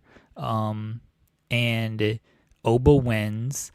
And you set up the Gunther and Brock thing. The way I've been saying to set it up is Gunther is like, you don't have it anymore. And Brock's like, well, you've been losing too. And you just have these two losers fight with one guy's career on the line. They have two Saturday night's main events in that time, don't they? Because they have the Sunday night's main event in Atlanta. That's mid-July. When is that? That's in July? I think that's mid-July. No. Could have sworn it was mid-July. I don't think so. I think that's September, isn't it? Maybe it's tickets go on sale in July. Yeah. Is that what it is? Yeah, I don't think that's July. Where is that? Sunday night's main event. First ever. It's Labor Day weekend. Yeah. Okay. Yeah, I was about to say there was no way that maybe it's the tickets going on sale. Okay. Yeah. I was about to say. Okay. Yeah, I do Gunther and Brock without the title. I didn't think it was ever going to be for a title. Have Oba win King of the Ring. Have Oba beat Roman at SummerSlam. Do Punk and Cody at SummerSlam. And then you have Brock and Gunther. That's a pretty good 2-night. Yeah. Three matches. And then you got to get the women in there, and there's talk about doing Charlotte and Rhea. Or sorry, Charlotte and Jade. Charlotte and Jade, you're right. Charlotte and Jade. Who's the champion? Rhea. Well, I know, but they might do Rhea and Liv at this point. Champ versus champ, and then you got to walk to the finish. No, I still think Raquel's winning. Yeah. King of the Ring, and so they're gonna do Liv and Raquel because they still think there's like real juice in this Judgment Day stuff. And well, until Tatum Paxley joins them, right? I mean, Tatum Paxley and Judgment Day would be fun, but that stable is so dead. Judgment Day should just become an all-women's group because it basically is. I'm fine with that. I'm fine with that. I'm not complaining about this idea, but it has to be more than just the three of them. Like, get JD McBighead and the other one out of there. Dominic. Yeah, get Dominic off doing something. Dominic should be like the manager for all the women. He's like he's like the of these women. He's like the manager for like a all girl group, like whoever the Spice Girls manager. Oh Jesus Christ! Of course, there's a man behind all the success of the women. I get it, Jeremy, you sexist pig. No, but the women just like overrule him, though. I would pay good money to watch him do the Mr. Elegance dance. He would be great as Mr. Elegance. Doing this shit. Flex your pecs on the bridge, Dominic. No, Dominic would turn that dumb shit down too. He'd be like, "This is stupid. I ain't doing this stuff." Stop triggering that. I'm okay with Judgment Day being an all-girl group. Okay, so who's Rhea facing then at SummerSlam? Is she still the champ, or is she losing the title to like Charlotte? I mean, what are you gonna do? Change a bunch of titles at Saturday night's main event? Maybe you could do that. You could do that match at Night of Champions. Yeah, they haven't gotten to that yet, and the show's in 2 weeks. So yeah, they don't have anything for that show though. Yeah, that's fair. It's the King and Queen of the Ring of the Finals. That's it. Which we don't even know who that is. They might have it so that Charlotte and Jade don't. They get into it tonight in their match, right? Because they have the quarterfinal match, so that by the end of it, they're really setting that up. That's really the one way that you can get to Charlotte and Jade. Does it need a title? Is the big question. Charlotte and Jade. No, but I think they wanted to have a title. That's fair. So you put the title back on Jade? No, I'd put the title on Charlotte because the Charlotte redemption story. I'd rather see her chase. Her going in as the champion just feels kind of back to square one. Yeah, but Jade winning the title from Rhea after she's already lost twice. Also back to square one. And then just to lose it a month later to Charlotte is... So maybe tell the story as a number one contendership bout. Winner is going to get Rhea or whoever the women's champion is. Let's say it's Io and Rhea. They play that out finally. I don't know if that's another one where it's like maybe Io wins Queen of the Ring and they end up doing Liv and Raquel as like a separate match because of some dissension in the Judgment Day finally. All right, sure. I could, yeah. People would like to see Rhea versus Io. That's at least a story that has been ongoing and has had some chapters to it. And the same thing with Raquel and Liv. There are chapters to that story. I think I'd rather see that than champion versus champion or Charlotte or Jade win the belt. I'd rather see Charlotte and Jade want to be the best to prove that they deserve the title shot, not just one of them walks in as champion, because it feels like either side you give them the title, it doesn't work. It doesn't, like, people are going to not like it. Right. It goes back to it, or Charlotte's going to be a heel to capture the title, at which point it's like, why do we bother with the last year of rebuilding her character? Well,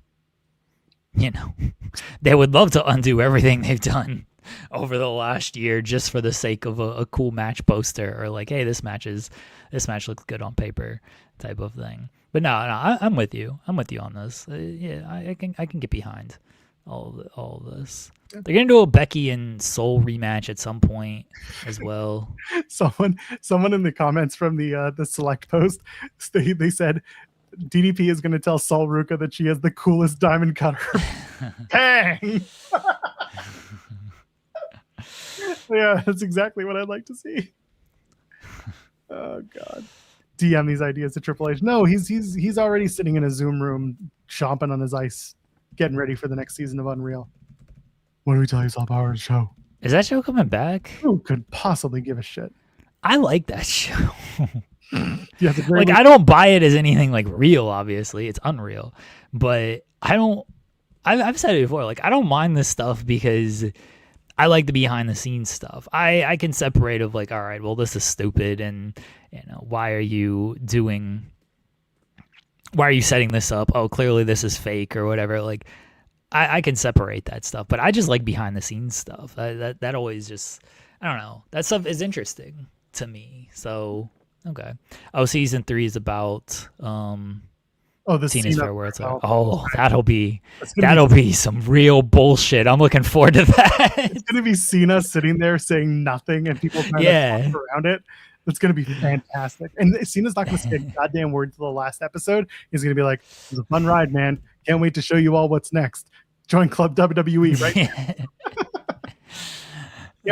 John Cena Classic did not happen.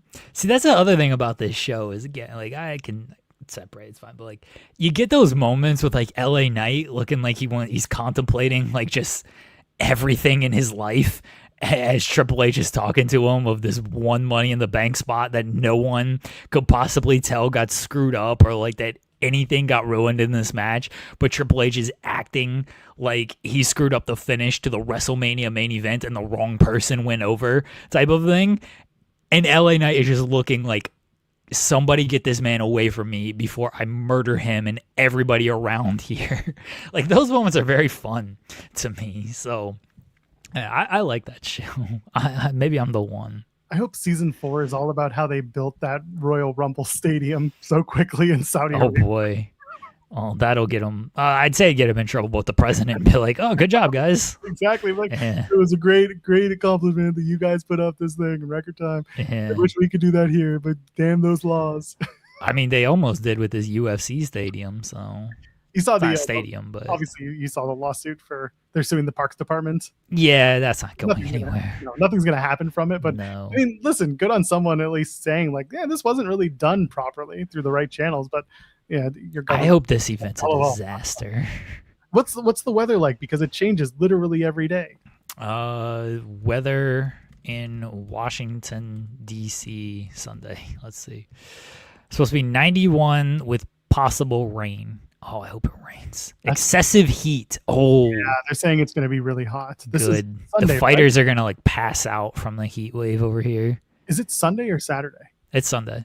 Sunday? It's a Sunday event. Usually it's Saturdays, but they won't do it during the day. They're not going to do it at like 10 o'clock at night like most UFC pay-per-views are. I don't even know when it starts on Sunday. I'm going to watch it because I'm that type of person. But so according to the Weather Network, which is the Canadian one that actually gets proper weather service information because the U.S. government cut all of their weather service information, morning is a mix of sun and clouds, 20% chance of precipitation. That's 24 degrees. That's the morning. The afternoon, 32 feels like 35. The humidity will be 53%, 80% chance of rain, 5 millimeters. By the evening, rain feeling like 29 degrees, 83% humidity, 5 to 10 millimeters of rain, 100% chance of precipitation. So the card, they are starting it at 8. I don't know why they're not doing it on a Saturday then. They should probably move that shit backwards because if they're starting at 8, it's going to be rained out. There'll be a giant WrestleMania tarp. You're going to have Joe Rogan fucking wearing a giant poncho. Samoa Joe's going to be like, I remember that. It's going to be great. I'm very excited for this thing to be a disaster. But it's okay, folks. No fat service members allowed. Only people who can stand the rain. I really hope this whole thing. Oh, brother, millimeters of rain. That's a lot of rain. That's a lot. We had 40 millimeters a couple of weeks or 2 weekends ago. It rained for the whole friggin' day real hard. 5 to 10, that's still a good amount of rain. I'm surprised it's starting at 8. I mean, I guess it'll be technically cooler in the evening than it would be, in midday. But that's why I don't get why it's not like a Saturday. Look, maybe Trump had another obligation on Saturday and so like, well, we got to do it on a Sunday type of thing. Like I could 100% see that, unfortunately, but yeah, that's I won't be watching, but that's also because it's not for me. Yeah, you're not like a UFC fan, so I don't think the fights are very good. Like I don't have like any interest. Yeah. This is fair. Just look up 35 degrees Celsius to Fahrenheit, which I'm pretty sure is like in the high 80s into the 90s. Yeah, I don't have like any interest in like the fights because I'm not very attached to a lot of the fighters, or really any of the fighters at this point. Like some of the fights on paper look good, but like I like the spectacle of UFC, and I do like some of the main event fights and stuff. And now it's all on Paramount, so it's much easier to access. This thing, I want it to be just an absolute disaster. Oh, Sunday is his birthday. Yeah, that's the whole reason. Oh, okay. He'll be asleep at that event, absolutely. No, like he goes to a lot of UFC events though, and they have late start times, and he sticks around for one match, then he leaves. No, he stays for the entire show. Like I'll bury Trump all day. Terrible person, terrible president. But I will at least, be factual on the show when it comes to this stuff. No, they treat him like this is part of the problem, but they treat him like a god, man. He gets like his own walkout and everything. No, he's because he's ringside. Like he sits like he sits where Dana sits, which is, right at the octagon. So like it's kind of tough to fall asleep when you're that close. I know there's the photo of him falling asleep at the Knicks game, which very hilarious. But he was in the press spot or the suite and everything, so he's away from all the action. He's not like really in the crowd and stuff. Howard, passing out on the couches. So it's much easier to like fall asleep there. Where if you're like sitting right there where the fights are, it's a little bit more difficult. I mean, he's old and he could 100% do it. I have full confidence in the president falling asleep during this stuff, but he'll be awake for this stuff. It's a shorter event too because they don't have as many fights because they know it's a bunch of people who like don't actually care about MMA. It's just like, hey, we're doing this event because Trump is so connected to Dana, even though Dana doesn't want to get political, despite the fact that he's best friends with the president and appearing at all the rallies and holding an event. $12,000 for a coin to commemorate this event for U.S. men's. We're not political. It's fine. It's all a bunch of bullshit, and it doesn't make us look good at all. But it's happening, and great that it's costing TKO and UFC $60 million. I'm sure they'll get a bunch of tax breaks out of it too. Trump will probably use the friggin' the slush fund that he got banned from doing. The country fund. Even though I'm pretty sure we're in debt as a country, but his new $250 bill will go towards the payment of this event. Ryan's saying McDonald's will be offered at the event. That's a good reason to show up. Of course, it's gonna be fucking chicken nuggets and yeah, he loves McDonald's, right? Wasn't there? Oh yeah. And there's gonna be a bunch of WWE stars that were not advertised that want to go because, again, according to WrestleVote, it is something that they want to do. Never assume the politics or fandom of your favorite wrestlers. I'm telling you, man, if you put all your eggs in those baskets, you will be let down. But also, people are allowed to have a wanting to go to an event like this. Some people are seeing it as one thing. Some people will see it as another. We've shared our views on it. Yeah, so with the WWE people like showing up, I don't think that it is a whole thing of, oh, this person definitely leans this way and stuff. Some of them were probably asked to be there, and they're just not going to turn down the appearance because it might look bad and everything. But for the people who like want to go, I don't even take that as like, oh, you lean this way. I think some people are just fight fans. Yeah, I think some people are just like fight fans and they just want to go see the fights, and it is a spectacle, and like they want to go see like what this whole spectacle is about. But at the same time, they have to understand of how they look when they do this. So I don't think they can be mad of like, well, why would you think this just because I did this? Well, because this is what it looks like when you are basically supporting and taking money to, if you're doing an appearance, if you're taking money to like show up to this event. So I don't think they can be mad about people who are, judging them for going to the event. But I also don't think everybody who does this should be judged in that light, I guess. Maybe that's a cop-out answer. I don't know. But no, I think it's fair. Again, it's the idea that it's a happening. Some people want to go. I see others have said that, Charlotte found out she was going to the event when it was posted online. Whether or not it's true, it's like some of them have to do appearances. Some of them are. I believe it's true. I mean, it's possible. Again, one arm doesn't exactly talk to the other half the time. Yeah. That is fair, but I'm not also going to assume that it's always the truth. It's very possible that it was on their app and they didn't see it because they don't look that far ahead. It was several weeks ahead of the event. So again, not making excuses, but I don't know what the reality is for when people find out things because that's their experience, not mine. But like you said, like it's a fight, it's a happening. People going doesn't necessarily mean they agree with the politics of what's going on right now behind it, but maybe they just want to go watch the fights. I don't know. I don't care either, quite frankly. I care more that they speak out when injustices happen. I'd rather see that, but I also can't force them to speak out because they are not vestiges of moral goodness. They are not people who are supposed to be the ones you look up to for these moral compasses. They're not. So don't put your eggs in those baskets. Ryan saying he got invited and he turned it down, but I know people are going just for the spectacle of it. Yeah, like I get it, but again, I don't think those people can be mad if they are seen at the event and are like, well, where do you align? Because why were you here for this? And they just have to understand. They have to understand that and I'm sure they will get mad. Not necessarily people Ryan, but just people in general. I'm sure they will get mad. But yeah, they got to understand like what it looks like if you are going to this event, even if you don't believe in all of these things. But I don't think you can talk about this without talking about all of that stuff. I know some people have tried to avoid it and be like, oh, let's just celebrate the fights and like this is a big moment for the UFC. It's not. It's really not. Like, all right, cool, you're doing it at the White House, but like look why you're doing this at the White House. This isn't some like celebratory moment of like, look how far the UFC has come and this is so great. Like we've already reached that point when you guys got on Fox, when nobody thought like that was possible after everything had gone to. Like, okay, cool, you're doing this at the White House. Like, big deal. Honestly, I don't see it.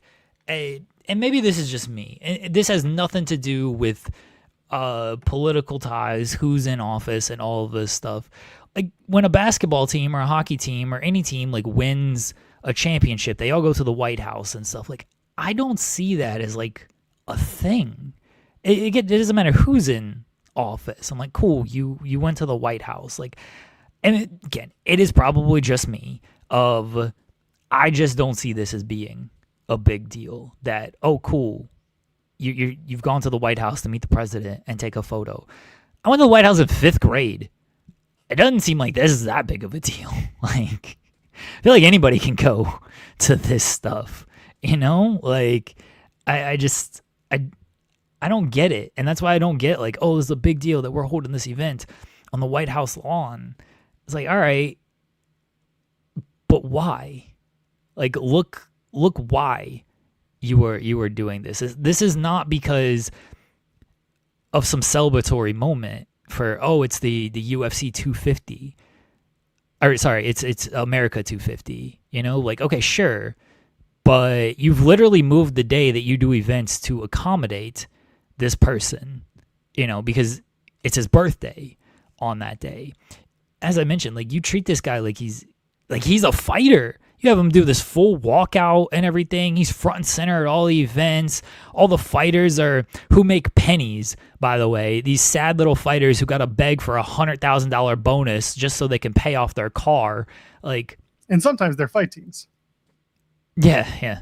So he's just sitting there, and like it is very Roman Coliseum stuff of like, please fight for my entertainment as I pay you in peanuts while I ruin our entire country. Like, you have to talk about that kind of stuff. Like, this is the reason it's happening. It's because UFC and Dana White, despite what Dana wants to say about not being political, they're in bed with this guy. And they're in bed with a guy who's an abhorrent person, who doesn't care about other people, who certainly doesn't care about people in much lower tax brackets, and probably wouldn't care about Dana if, he couldn't get something out of Dana. And it's terrible. But this is where we are as a country. Honestly, it's like, who cares about the actual problems that are going on with our education system and our healthcare and everything else? We got fights on Saturday at the White House, or Sunday, sorry. We had fights on Sunday at the White House. This is what's really important that's going on. Don't worry that teachers are being laid off and we can't get any supplies for your schools and everyone's healthcare is going to go up, or you're going to lose all your healthcare if you have this mental health problem or that mental health problem, or you've been diagnosed with. Don't. It's okay. Don't worry about that kind of stuff. Watch Alex Pereira fight on Sunday and the president's going to be in town. It's bullshit. What does Trump have on Dana White? There's plenty to have on Dana White that he's already put himself out there for. There's nothing about having anyone on anything. It's just Dana, first of all, I think that's hardcore CTE to begin with, but also Dana's just a piece of shit human being. Yeah, Dana sucks.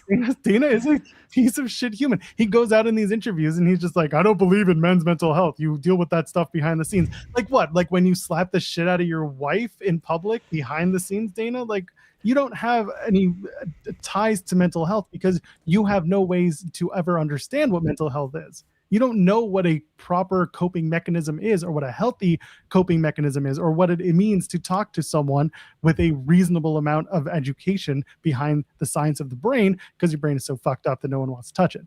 Like, there's nothing to hide. He's just a piece of garbage human being. That's all. Yeah, he sucks. He's always sucked. He blocked me on Twitter a long time ago because I called him a liar. Good. Well, you call out honesty and you get blocked. That's just what happens. Yeah, he's been lying forever. This was years ago when I did like a MMA column. This was before I was at Fightful, which has been around for 10 years now. So it's probably had me blocked for about 10 years. Yeah, he's a terrible person as well. And he used to do those vlogs where he would, I apologize for my language, everybody. Maybe I shouldn't say the word. Fired up, baby. I apologize for the language I'm about to use. He literally called like a reporter a cunt. Yes. Like, this is what he did regularly on like his vlogs. He would just call these reporters and stuff. Like, Dana was doing Trump stuff before Trump was ever in office. He always hated the media. He always tried to limit access to people. He always tried to spin his own narrative on things. He would lie regularly. He still does, talking about Power Slap is over here doing 20 billion views. It's like, okay, well, why isn't this on every television channel in the world if this many people are watching it? And he's always lied about this stuff. Yeah, Dana was Trump before running the UFC, before Trump was the president running, blacklisted reporters and everything. Like, he's always been doing this stuff. This is not anything about, what does Trump have on Dana? They're two peas in a pod. Honestly, that's what this is. I'm also looking at, because Jules had mentioned Luke Thomas talking about this whole thing from the honest perspective of what this is. What this is a UFC political event, despite what Dana would tell you.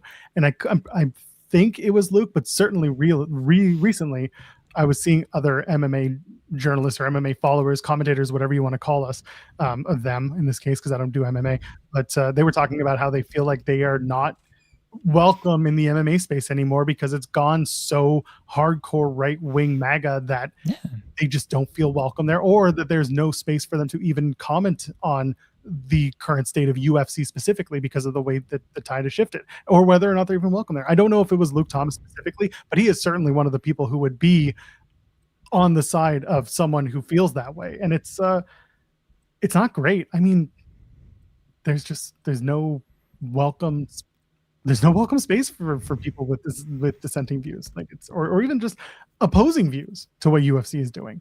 And yeah, I can't add much more to that because it's ridiculous. Yeah, look, we're not never going to go to UFC events. I've been to UFC events. I've been as a credentialed reporter a long time ago. So I've been credentialed to UFC events and everything. So we can talk freely about it, and we don't have to worry about like losing any type of access or whatever. And I know people don't want to do that because they are worried about losing access. I do think still more people should talk about it and with less fear. Like, you don't get anything nowadays, truthfully, you don't get anything from having any type of like this access. Like, you get to go to the press conferences and like, okay, cool, but the press conference, no one cares about those things. Like, this is my thing with WWE is like, all right, cool, you get credentials. Like, what do you really get from this credential? I guess you get to do the little scrum thing where you get 2 minutes with whoever they pulled out of bed that morning, and then you sit they're gonna fire the next weekend. Yeah, exactly. Sadly true. Sorry, it happened. It did. It literally did. Yeah. And you get to watch the show from the box and everything, which I guess is cool if you have binoculars. But otherwise, like, they don't do the press conference. Like, you don't really get that much of access or anything. So I don't think people should be so afraid to lose that kind of access, especially when it's as blatant as it is with everything going on with this. But yeah, Dana sucks.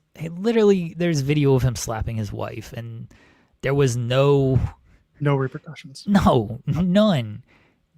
they I think they hit him with like a fake suspension of like, oh, Dana's taking a step back for like 3 months, and that was like it. I'm pretty sure, I could be wrong on this, maybe I'm giving them too much credit, but I'm pretty sure like Hunter Campbell, who Ronda Rousey hates, which is very funny, like he handled like the press conferences and stuff for like a couple of months because they were like, oh, Dana's taking a step back to focus on himself and everything, and then he came back and he's like, I don't even know if he apologized, honestly. Like he's like, oh, shit happens, you know. He's like, I had to have hard conversations with my kids and everything. Like, well, you probably do have to have hard conversations with your kids when you get caught on video slapping your wife, because if you do that on a video, I don't know. You know what? I don't want to cast aspersions. That's not good of me. Like, I have no idea what happens, but I'm very much in the mentality of like, if you were caught on video doing this stuff, I don't want to know what goes on behind closed doors, because I feel like it's worse. You know what helps dealing with those situations? Therapy. Don't fucking do it. No, that too, but therapy will also help with those particular, maybe mental health. And sure, he doesn't do any of that stuff though. So it was Luke Thomas who sent this out. This was on Blue Sky, on his LukeThomas.bsky.social. He said, genuinely unsure if there's a place for me in MMA anymore. What I do know for sure is if I was younger and encountering MMA for the first time, there is no possible way I'd ever become a fan. Yeah, I mean, perfectly understandable. I've been disconnected from UFC for a while when it comes to this stuff, and for a number of reasons. It's not just that, but like that certainly doesn't help. I feel like it's the same thing with WWE over the past few years. It's like there's a number of reasons, but when this is also there, like it's tough to ignore this kind of stuff. It's just like, all right, well, you're not giving me a ton of reasons to really engage with your stuff right now. Like I can't ignore that, even if it's subconsciously. It's just like, well, yeah, this just isn't for me when you do these kind of things. Now look, you can point to me like, all right, we'll stop covering it. It's like, well, I like my job, so I want to keep making money for my family. You know, that is helpful to me, but I'm also not going to sit here and be silent about this kind of stuff of just like, oh, it's fine what they're doing. It's really not that big of a deal. No, man, you're on part of this fitness education bullshit, and you're with the president every 2 weeks, and your mother-in-law is ruining our education. Exactly. Like, they're getting, you know, RFK's niece signed and stuff, and he's ruining everything. Like, it's okay. You can drink raw milk. Is that like raw milk? That's his whole thing. Everything raw. Everything. It's raw. He's basically, yeah, he's a redneck, brain-wormed Gordon Ramsay. Jules sends a super chat saying, thank you both. This has been a fun and honest discussion with my favorite morning people. Love to you both. Please take my money. Happily, we'll take your money. Happily, we'll accept your love, and we love you back. If nothing else, we're going to be honest. Someone has said, Zeno Hour said, is Joel Pearl the Canadian Luke Thomas, or is Luke Thomas the American Joel Pearl? I don't want to be American, so you can take it that what you will. But thank you. We care about this, which is why we keep doing this. As much as we say things are stupid or things are silly, like we do it because they are. But it's also, we're lucky enough to do it even when we're burnt out and having to navigate stupid conversations like this. On the wrestling side of things, you know, we joke about Joel hates AEW and all this, but reality is I go to many more AEW shows than I do WWE shows, because I, in my job, find it more interesting to go and ask important questions at a place where most people don't care. And I get that, but I at least want to know that from my angle and my side of things are getting asked that should get asked. And again, I've mentioned this on other shows. Like, I felt like asking Tony about the Ricochet MS tweet conversations at Dynasty. I felt that was very important for a multitude of reasons. The most for me personally being, yeah, my ass got myself into that mess by saying that it wasn't really news, and we talked about why it was or wasn't news on our show. So for me, it was like, we got to close that loop, because I got to show people that yes, this was important, and context was what meant more than anything else in our conversation as to why it was or wasn't important. So to have that opportunity, to me, means a lot more than just going and watching the show. That's a perk. I will admit it. They'll give us a good ticket, usually near the hard cam, which is where I would like to sit normally for a wrestling show. That's a perk. But it also comes with, I'm getting a lot of content for the website. I'm doing as much as I can to make sure that everyone is informed as to what's going on off the camp. That shit's serious. WWE, the last time they had me at an event was WrestleMania, and they didn't let me into the press conference, and they were like, "Oh, we try to give other people an opportunity." It's like, well, there are 2 nights of WrestleMania, and you didn't get us in for either, so you're kind of telling where you want me to be. So at that point, it was like, why should I be there? But also, I will still cover the shows objectively. Some things are good and some things aren't. But the way that they run their business and the way that they do things certainly makes you feel a certain way about them and their operations. I mean, then they stopped doing the press conferences anyway. So. Yeah, that's true. And nothing of value was lost. That's really what it comes down to. Yeah. They're really what, like the press conferences. I mean, some value was lost because Triple H would give some dumbass answer and be like, wow, this is the guy who's running the company. And now they pulled him out of there. It's like, no, we got to do just kayfabe interviews with Peter Rosenberg and Joe Tessitore out here. So, by the way, so Pile Driver's saying, like, I don't mind being American, I don't mind being Texan, I don't share the views of it, and this is the reality of it. I don't like that Americans get clowned on for what's going on in the country because it's not representative of everyone in the country. And I know that there are a lot of people who have different points of views, and I know that for Americans, that's a huge, huge thing. And it is in Canada too, because for as many people as we have feeling one way about our government, there are people who feel another way about having Pierre Poilievre, who's that weird nationalistic dumbass that exists on our field, who I've known way too long. But the point of it being, I don't like that the U.S. gets that rap because of what happened in the elections, which also could have been rigged as well, because they'd say the loud part quiet and the quiet part loud. But regardless of this, if majority of Americans aren't voting, they should certainly be trying to get them out there to vote. There should be many more people trying to make you understand that shit's bad and can get worse, but it changes with the democratic process. They don't have to be this way. There are good things about America. There are good things about Canada. There are bad things about both countries as well, in every country. So it sucks to say that America loses its luster, but that's kind of the situation that is going over there right now.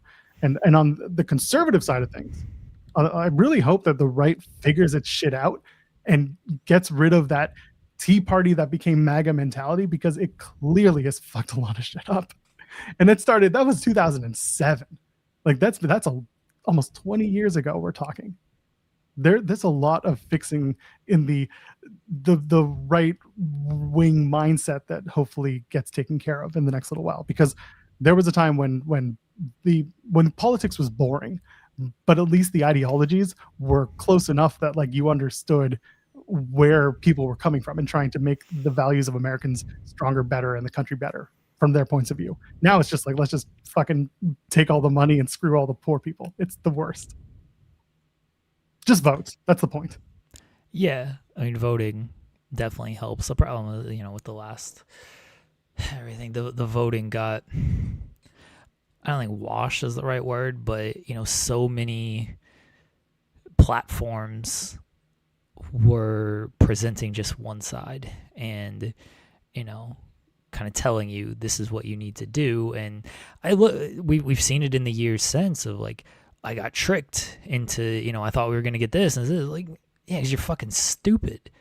Honestly, like we all saw this coming, but you got washed into thinking that this was for you, and now you are quickly realizing it wasn't. Again, probably because you're stupid, but you were part of this process though. Like when Joe Rogan is like, oh, I was tricked by what was going on here. I thought we were going to get this, and this. Is like, you got an audience of millions, and you told them, like, hey, this is going to be great for us. Now you're walking it back because you're an idiot, and you're saying, like, oh, no, this actually isn't great for us. Like, and that's the problem with, go out and vote, but the problem is too many stupid people are voting.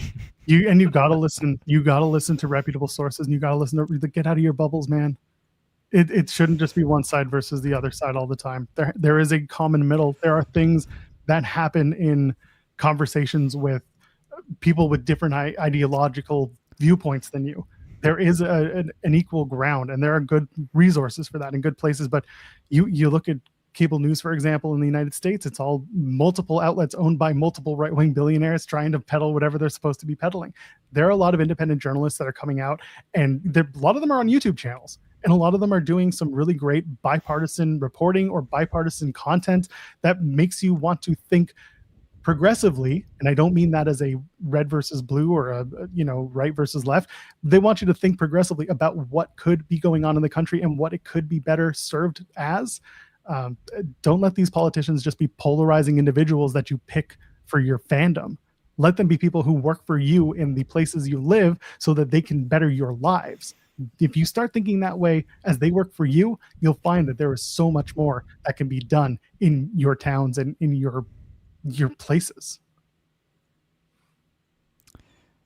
D-Dog saying, I've wondered a lot of my feelings on the connections have swayed my opinion of WWE. It's always in the back of my... It has. I'm not saying that to almost be dismissive, but it 100% has. I think it has for a lot of people who don't connect with what's going on in current WWE because of one reason or another. I'm not saying it's prominent for you. I'm not saying it's prominent for me, but if you are against what is happening with current regime and everything, and you're also not really feeling WWE right now, there's a connection there.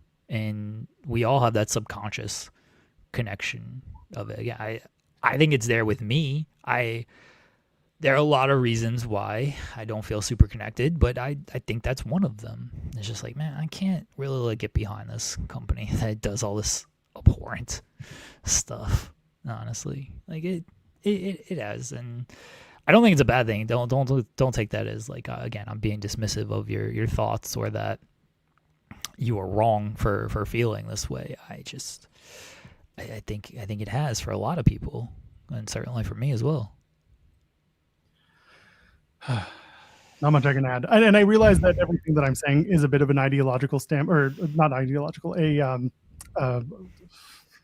optimistic. Maybe it's just a little silly that I put it out there like this, but at the same time, I truly do believe that the democratic process works when you hold people accountable who are put in those positions. It may not work immediately, but the more you push and the more that you respectfully give your point of view to something, the more you can incite change. It doesn't happen immediately, never does. But yeah, I hope y'all figure it out, because in Canada, there were some very smart strategic moves to try and take away some of the buying power that Polyev had on people who were not enjoying what was going on in Canada at the time. They called an election at the perfect time when Trump was trying to do 51st states shit, and you basically the liberals here in Canada were like, you want to be like that? Because that's what the conservative government here wants to do, or the Conservative Party of Canada wants to do. They want to get in bed with this guy. You want us to be 51st state? You vote for them. But otherwise, come with us and we're going to do things our Canadian way. It was very well executed from a PR standpoint. And they got out the vote and they did well. And the Liberals ended up squeaking by. They won, but there have been a lot of crosses of the floor from the Conservatives over to the Liberal side. So the Parliament has shifted more towards the Liberal side of things. But regardless, that's a whole conversation about Canadian politics that 3 people in this room are currently understanding, and that's fine. There's only one person in that room, so is it just me? Yeah, I think so. It's just maybe I don't know. Maybe you're... I mean this audience of ours, this platform of ours, which is ridiculous. How do we have this platform? I was like, give me a channel, and so they gave me a channel for some reason. Sean was like, I ain't doing anything else with this thing. You go ahead. Yeah. All right, let's I appreciate everybody listening to all of that, and the chat was lively for all of that. And isn't it great when our Friday shows have nothing else to talk about? Well, I mean, this was a topic because it's obviously a big deal this weekend with things. So it is what it is. Easy Dame on this, but we're very thankful that we can say these things. And you guys, if you don't agree with us, that's fine. I'm sure there'll be some comments of like, oh, these fucking guys and their views, trying to push their political views on this. And all right, sure. If that's how you feel about it, like, I'm not going to be mad at you on that. We're probably not for you, and that's okay too. There are plenty of people out there who probably are for you. So yeah, we appreciate that you guys will continue to rock with us when we decide to go in this turn. I was gonna completely not undercut our entire conversation, but try to bring some levity to the conversation and just say America should be decided on a spectacular, peck off by that the Hardys vote for. Who would be the two people on the bridge? And just the Hardys. The Hardys decide they Trump and whoever does a peck off and the Hardys. That's how we decide our presidents. Can you imagine? Like trying to think who on the left is going to be doing this. It's going to be Trump and like AOC doing a peck off, and it's like this is AOC would murder him. That's fair. Yeah, absolutely kill him. King of the North, I found out you got me blocked on Twitter. Good, you deserve it. I mean, fair. I'm not mad at it. I think I blocked him first, probably because he said something during a game, and so I just blocked people. But then I found out like he also blocked me. I was like, he's in our chat a lot. Why is Trump doing a titty off? Yeah, that's how The Rock becomes president. Imagine like Chris Masters becomes president. And he's like, fuck, this is my chance.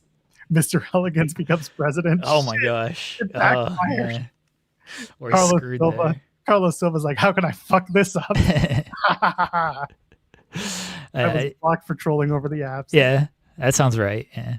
I don't have you blocked. It says you do. I mean, maybe you don't. I unblocked you last night regardless because I was like, I feel like, now that like I can let the dust settle and I know I blocked some people over the playoffs. I was like, all right, I need to go back and like unblock people I actually like. So I went through my block list and unblocked people that I actually like. So you're now unblocked if you would want to follow me again or want to unblock me.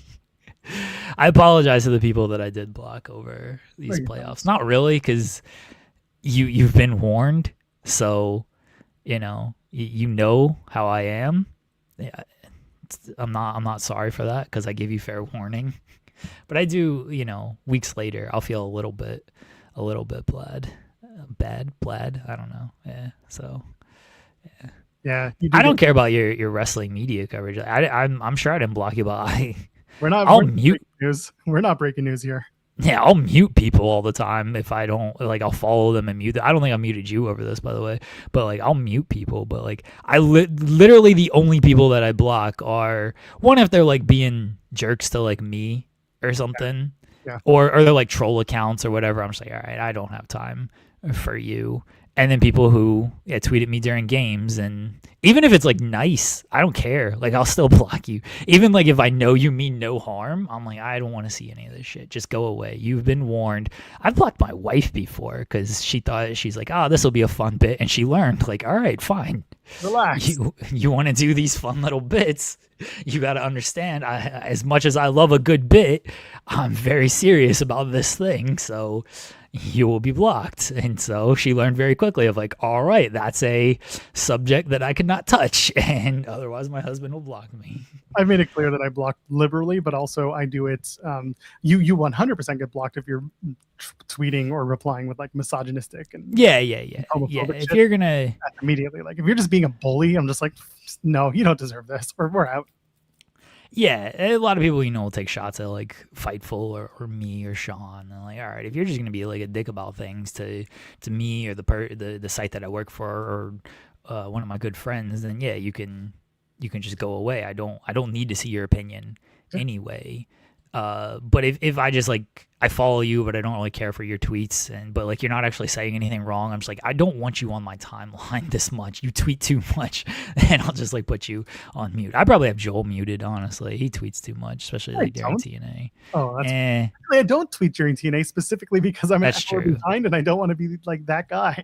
That's true. I try to be at least respectful because I'm already doing the show an hour before it finishes for the Americans. So I'm just like, you know what? I'm just going to go about my business. And I could schedule a bunch of tweets if I really wanted to. Yeah. And hope that they line up with the airing schedule. But that's true. That's too much work. I'm not doing that. I do mute a lot of people, but then sometimes I'll look at their timeline anyway and be like, all right. Shut up, King of the North. Yeah, I'd mute Joel as well. That's fair. Shut up. That's all fair. Anyway, all of this to say, doesn't matter where you stand on the political spectrum, on any spectrum for that matter. Shout out Kathy Kelly. What we can all say, oh man, nope. What we can all say, free Pussy Riot. Free Pussy Riot? You remember that episode? The South Park. I thought it was Free Hat. No, it's Free Pussy Riot because it was when Pussy Riot was being detained in Russia. Oh, right. Yeah. They did a whole thing about like whether you support this or that, and then by the end of it, Mr. Mackey was like, "Doesn't matter who you support, Free Pussy Riot." Yeah. Okay. Like, yeah. Okay. And we're going all the way back with these references, folks. SmackDown tonight is in Providence, Rhode Island. God, who cares? Amica Mutual Pavilion. Amica? Really? Amica? Anyway, Netflix internationally, USA. It's a 3-hour show, but in this household, it's 2-hour shows. King of the Ring quarterfinal match, Jey Uso, yeet. LA Knight, yeah. Royce Keys, Finn Balor, Irish accent. Irish accent?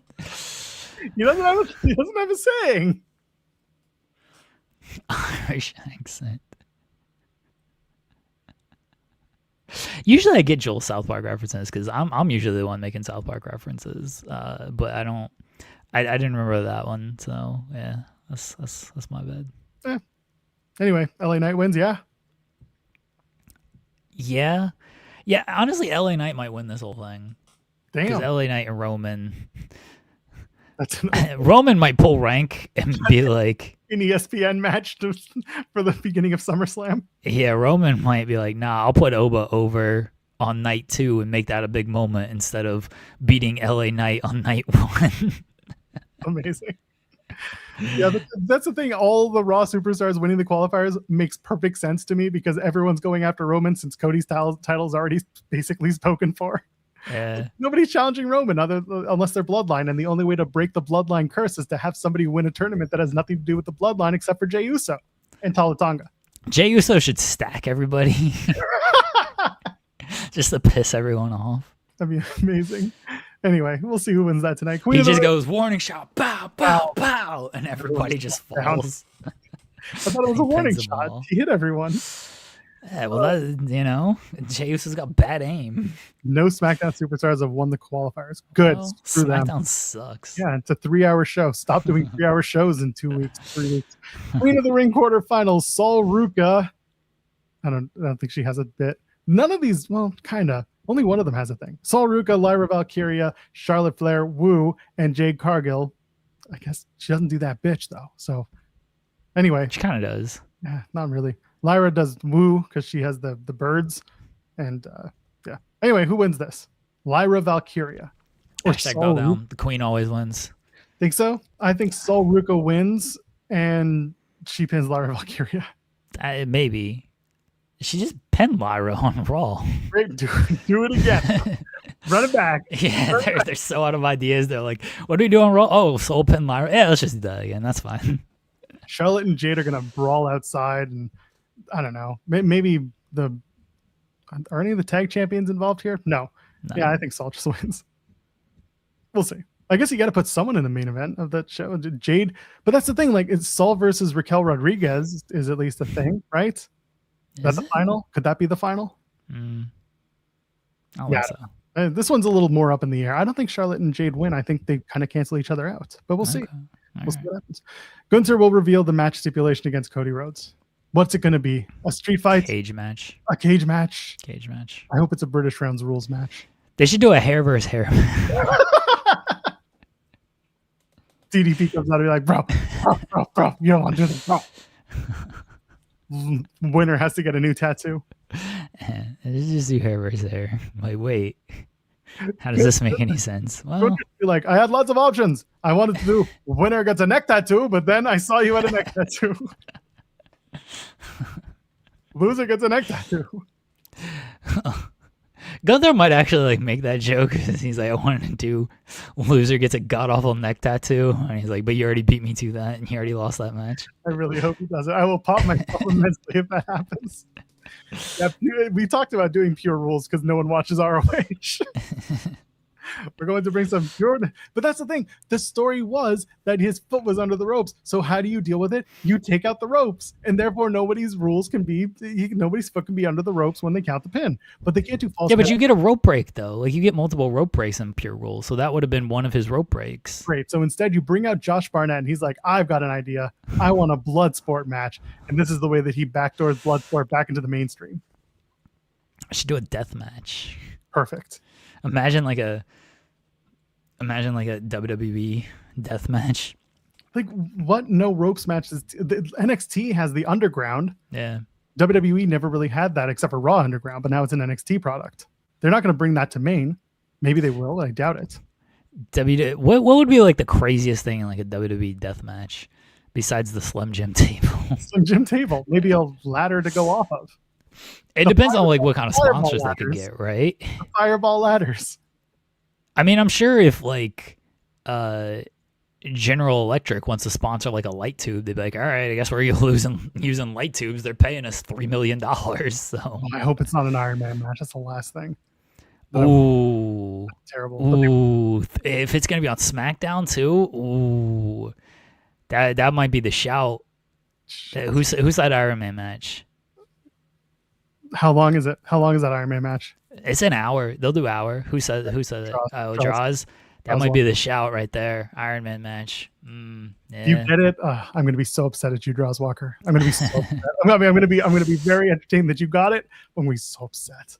Yeah, maybe thumbtacks, but they won't use thumbtacks. They'll do like the Legos because they probably have a new like Lego vehicle coming out. Yeah. It's always got to be integrated with whatever they're selling. Always, always, always. Yeah, exactly. Flaming toilet spots. Dude wipes. We'll make your ass burn. Put out your burning ass with a dude wipe. Yes, yeah. They could do what if they did a DoorDash match and you could just beat the person with like all the accessories you get. Like you have to order the stuff that you want like during the match, and then the person shows up to the arena. It's like, here's your bag of apples that you ordered, and Gunther's like swinging apples and hitting them. Cody's ordering whatever else. You can get like anything off of DoorDash, you know. That's the match right there. He's with a bag of oranges shows up, be like, "Welcome to my other job. I deliver for DoorDash." Yeah, it's all wrestlers that their second jobs or delivering for DoorDash. Like, wait, why is Royce Keys delivering? It's like, well, we don't pay him, and he took this pay cut, so he got a second job with DoorDash. I think it's more likely that this DoorDash. But you know what? If WWE ever started using doors as weapons, DoorDash would be the sponsor. They'd be like, "Oh, he went through. There's a Slim Jim table. Oh, he went through the DoorDash door." If I'm a wrestler, I'm calling my move the pay cuts. That's it. Who uses? Somebody uses that though. The pay cut. That's Brian Myers. No, somebody used the pay cut. I swear. That's amazing. I don't know who it is. I forget. I don't. Maybe it's not WWE or TNA. I know Myers uses roster cut. I swear someone uses pay cut already. Maybe I'm making this up. Either way, I'm starting restarting my channel soon. all the DoorDash people are TNA wrestlers. Oh, this one's really jacked. Why is Mr. Elegance delivering my food? Gotta make towns and money, brother. Carlos ain't paying like he used to.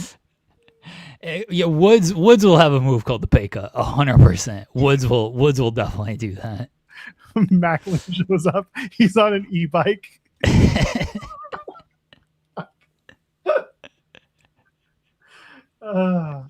Santana's there, just delivering the food. Like, why is the champion delivering? He's got the belts on and everything. Yeah, he's wearing the TNA title. Like, this is how we get TNA on our show again. We just have them be the DoorDash people. Just fantastic. What was your moment of Thursday? Well, we haven't done the Collision preview. Oh. Well, I mean, we kind of did that earlier. I'm not gonna spoil anything. I'm legitimately not gonna spoil anything for Collision because like, how freaking long is this show? My God, it's a 2.5 hour show. You bet. Yeah, it's a 2.5 hour show. That's why I was very confused when I was at the JD Bray Music Center. I don't remember the name of it.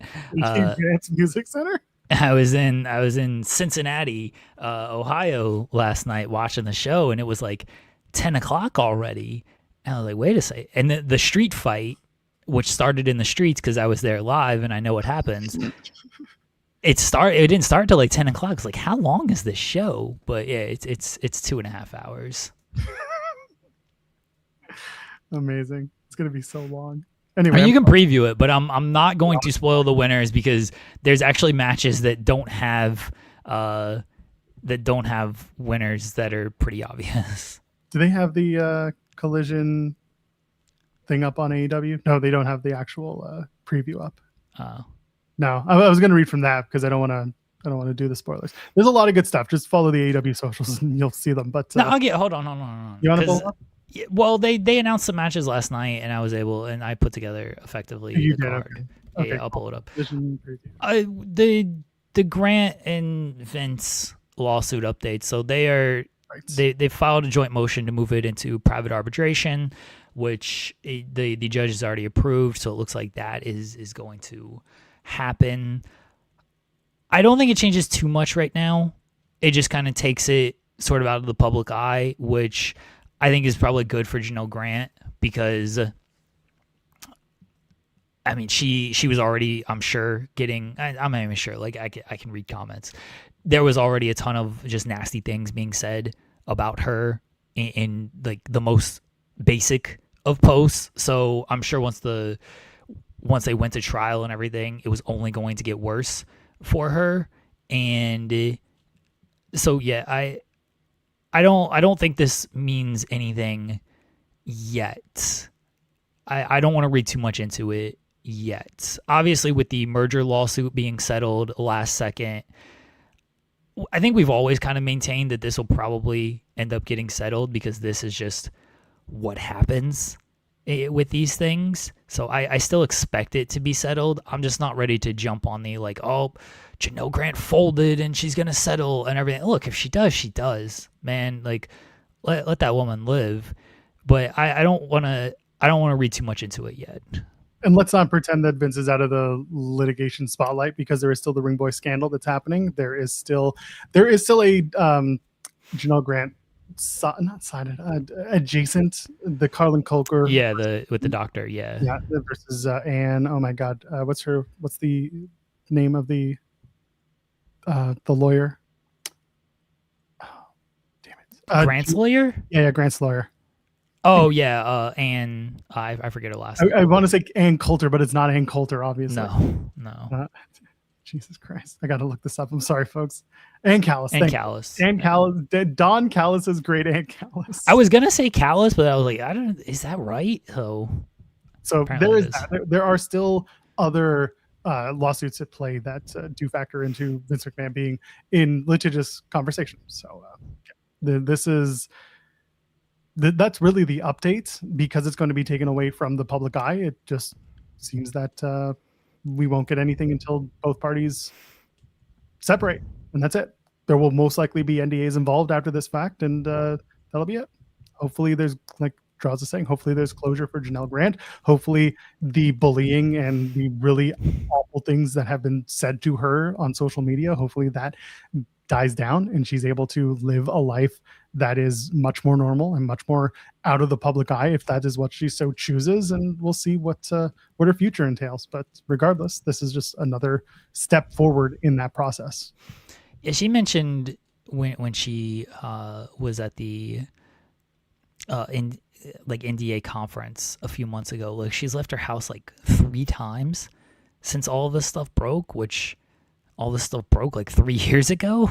So it's got to be tough for her that has been so public because Vince is such a public figure. And she mentioned it, like they basically turned into a storyline as well with the Liv and Dom stuff. So if she wants it to go through the private arbitration and move forward in that way, then I'm going to support her more than anything. Yep, 100%. I pulled up the I got it. Preview. I got it. Okay. All right. Kenny Omega takes on Bad Dude Tito. I think the guy who works there is Yeah, I would say the guy who works there wins. Really funny story about Tito and this match that I'll tell you off the air. Oh, okay. A Cincinnati street fight that does in fact start in the streets. The Death Riders is a team of John Moxley, Daniel Garcia, Pac, Claudio Castagnoli, and Marina Shafir. So all of them together collectively take on the Shane Taylor Promotions team of literally all of them. Shane Taylor, Lee Moriarty, Carly Bravo, Sean Dean, and Trish Adora. This was a fun one. Yeah, this match was a lot of fun. It does start in the streets. It does. Don't drink and drive. Young Bucks versus the Dogs. What the Dogs doing? They're facing the Young Bucks. This is a violence a match that PETA would not be happy about. Dogs and ducks. They won't be happy about the Juice promo is what they won't be happy about. Spoiler alert, Juice Robinson cuts a promo on the show with the Bang Bang Gang. And they won't be, I don't know if they'll be like super happy with that. So good. They shouldn't. They're going to cut the nuts off the dogs. Jesus. The survival of the fittest qualifiers begin. Julia Hart takes on Persephone, or Persephone, if you are Booker T. Here's a spoiler alert for everybody. This match happened earlier in the show than the other survival of the fittest qualifier. But I have a feeling that the other survival fittest of the qualifier between Hikaru Shida and Zeta Steel will air first. Let the record show, though, Julia Hart and Persephone went on about 9:30-ish, give or take. And maybe 9:20, whatever. And Hikaru Shida and Zeta Steel did not go on until like half an hour later. But watch which one airs first. Hikaru Shida and Zeta Steel is the other survival of the fittest qualifier, as Jeremy mentioned. The TNT title is on the line. Kevin Knight defends against Myron Reed. I don't know why Myron gets this match. Because it rules. I mean, it's going to be a great match. I just don't know why Myron Reed, who isn't winning in the AEW singles competition, but he's winning on, I guess, on ROH. Maybe, I guess. Anyway, Speedball Mike Bailey takes on Jake Doyle. That rules. Those two are best friends, so they beat the shit out of each other. You know it's going to be good. Athena. Yeah. This was a fun match, and I'm curious where things are going to go. Television title defense. Well, screw you. You're a television title defense. Sure. Yeah, he's the TNT champion. Athena's going to win a squash match because she's in action. Allegedly. The Rascals are in action. They are allegedly also going to win a not so squash match. Allegedly, yeah. And finally, I think that's it. Yeah, that's it. And then they taped the second half of Global Wars, and I will tell you this much: Deonna Purrazzo does have a match. Oh, good for her! Like a day after her birthday. Well, she's on the card. Yeah, that's good. Yeah, that's good. Yeah. Let's go through the finals of this show. What was your moment of? What was yesterday? Thursday, sure. Do you want to set that up again? No, not really. My moment of Thursday was watching, I don't know, the Hardys judge a competition on a bridge where another man took off. You didn't even watch it, though. Nobody watched it, so I can only say that it happened, and I was so excited not to have to watch it. TNA as a show was just, it existed. Nick Nemeth is coming back, baby, and he's a heel upon heels, and he's going to win that TNA title. Get excited, because no one else is. My moment of Thursday was Limitless Wrestling coming to my AEW because I refused to say anything good about TNA. If I was forced to, then I would say the Ali promo where he's like, "You're going to fail like your dead uncle." Just amazing. That was the greatest promo I've ever heard. Just go back and watch that promo. All you need from TNA. I always give you one thing to watch, that promo. You can watch the main event match between Ali and Casey Navarro too. It was very good, but like the promo where he fails like his dead uncle. Yeah, exactly. It worked. It was a spoiler. He did the thing he said he would do. Anyway, what did we accomplish today? We got political today. Boy, howdy. I don't know if that was good or bad, but that's what we did for a show that had no real setup. And, you know, nothing really.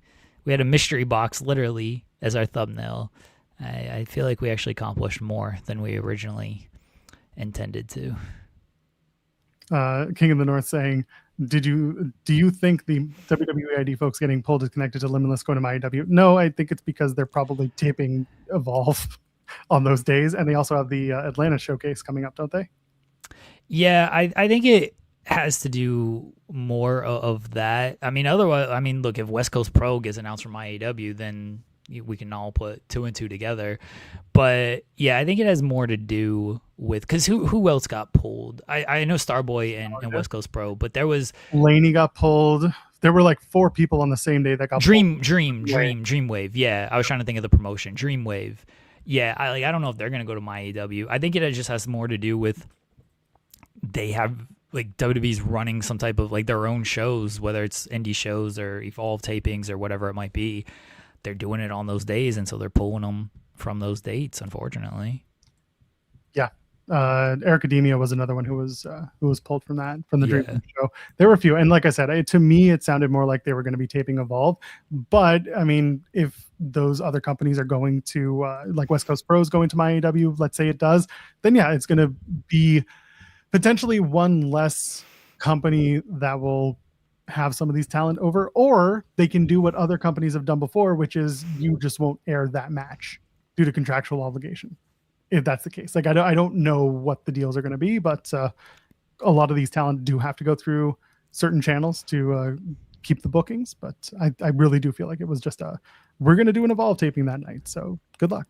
I think the Limitless thing happened to be more of a coincidence than a bigger picture thing. But again, if Dreamwave and West Coast Pro get announced from IAW, then it'll be a bigger thing, and it won't be so much of a coincidence. So we shall see. There are more indies being announced for my AEW. I can tell you that. There are a few that I've... Yeah, Joel works for a few of them. I do. I work for a few of them, and they are working their way to the platform. So there is that to keep in mind. It is Friday. Yeah, I got to go get this stuff. I don't have it next to me. Why don't you just ask someone to bring it to you? Ask one of the kids to No, can't do that. The wife is out right now, so the wife and kids are out, so that's why I have to go get it. So do you want me to remove myself from screen? No, you can stay there. It's okay. Okay. OVW just had their 1400th episode, so they're clearly going to my AEW. That's right. It's happening. I cannot speak to the veracity of Mystery Wrestling being the ones moving over there. I've talked about it too, where I think Uno has so much into this. Uno and his partners in this have so much more in Mystery Wrestling to want to move to my AEW, but also the terms of my AEW, every company's every company's deal or conversation is different in terms of any payout or any sort of scale. Some people just want the exposure. Some people want to, have multiple places where they stream, and my AEW is another place. So keeping in mind, some of these are not going to be exclusive deals. Some of them might stop doing their live events on YouTube, or they might do live on YouTube and then catch the replay on my AEW, or live on my AEW and catch the replay elsewhere. I don't know. But from my understanding, not everyone is doing an exclusive deal with my AEW. I'm going to try and get more information about this, especially as we get into Montreal and like Produce is doing their shows on my AEW, and they're charging a subscription amount beyond what you normally pay, right? It's $50 if you want all of the events, or individually, I think $15. That is again a good deal because they have a lot of not just AEW talent, but they also have a lot of standout independent talent. So the Montreal show, they announced the main event is going to be Super Smash Bros, aka Uno and Grayson, taking on Fresh Air, who I have an interview with that I need to drop soon. That's McCrae Martin and Junior Benito. And those two guys are not just great wrestlers, but a great tag team, super entertaining, and two guys who were trained by Uno and Grayson. So there's a fun match there coming to Produce that is supposedly one of the larger promoted matches, and it'll be part of the Produce My AEW stuff. So we're just talking about how not every company moving to My AEW is doing an exclusive deal. Everyone's deal seems to be different at this point. Yeah. All right. All right. We sorry, I was reading this story about Maya World's brother. The sheriff department released details on his death.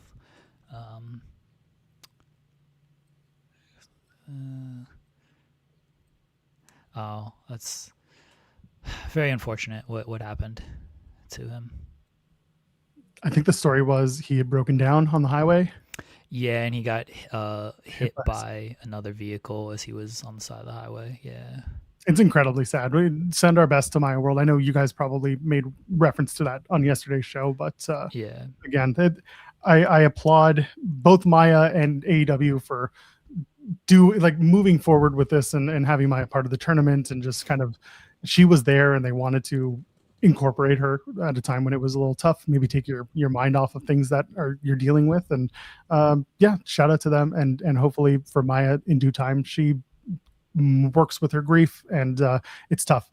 Condolences to her and her family. It's terrible losing anyone who you're close with. It's terrible news. Yeah. Best wishes to Maya. There's the GoFundMe set up. You can go to Maya's Twitter and it's there. So, sorry, I was just reading that. Caught me off guard. No problem. Now I'm gonna get drunk apparently. No, it's one way to deal with it. All right, it's Friday. We know what that means. Mana, the final boss. And here we go. This is how good. Hey, Rock! Go fuck yourself! And here we go. We gotta get the pour going here. Oof. I always feel like it's a lot. I mean, it's really not, but I feel like it is. MCasp saying, how does Maya World not use Jeff Jarrett's theme? It's right there. I do think about that. I feel like it's because he has the rights to it, and he's like, I'm not going to give this to you. You should give it to her. Nah, anyway. that's Jeff Jarrett. And here we go.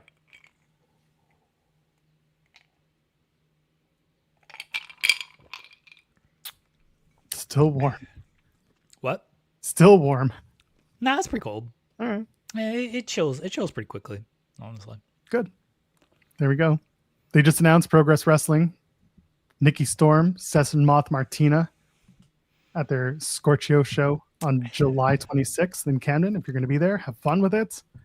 That'll be Nikki Storm's. Is that her first match or her second match back? I think that's her first.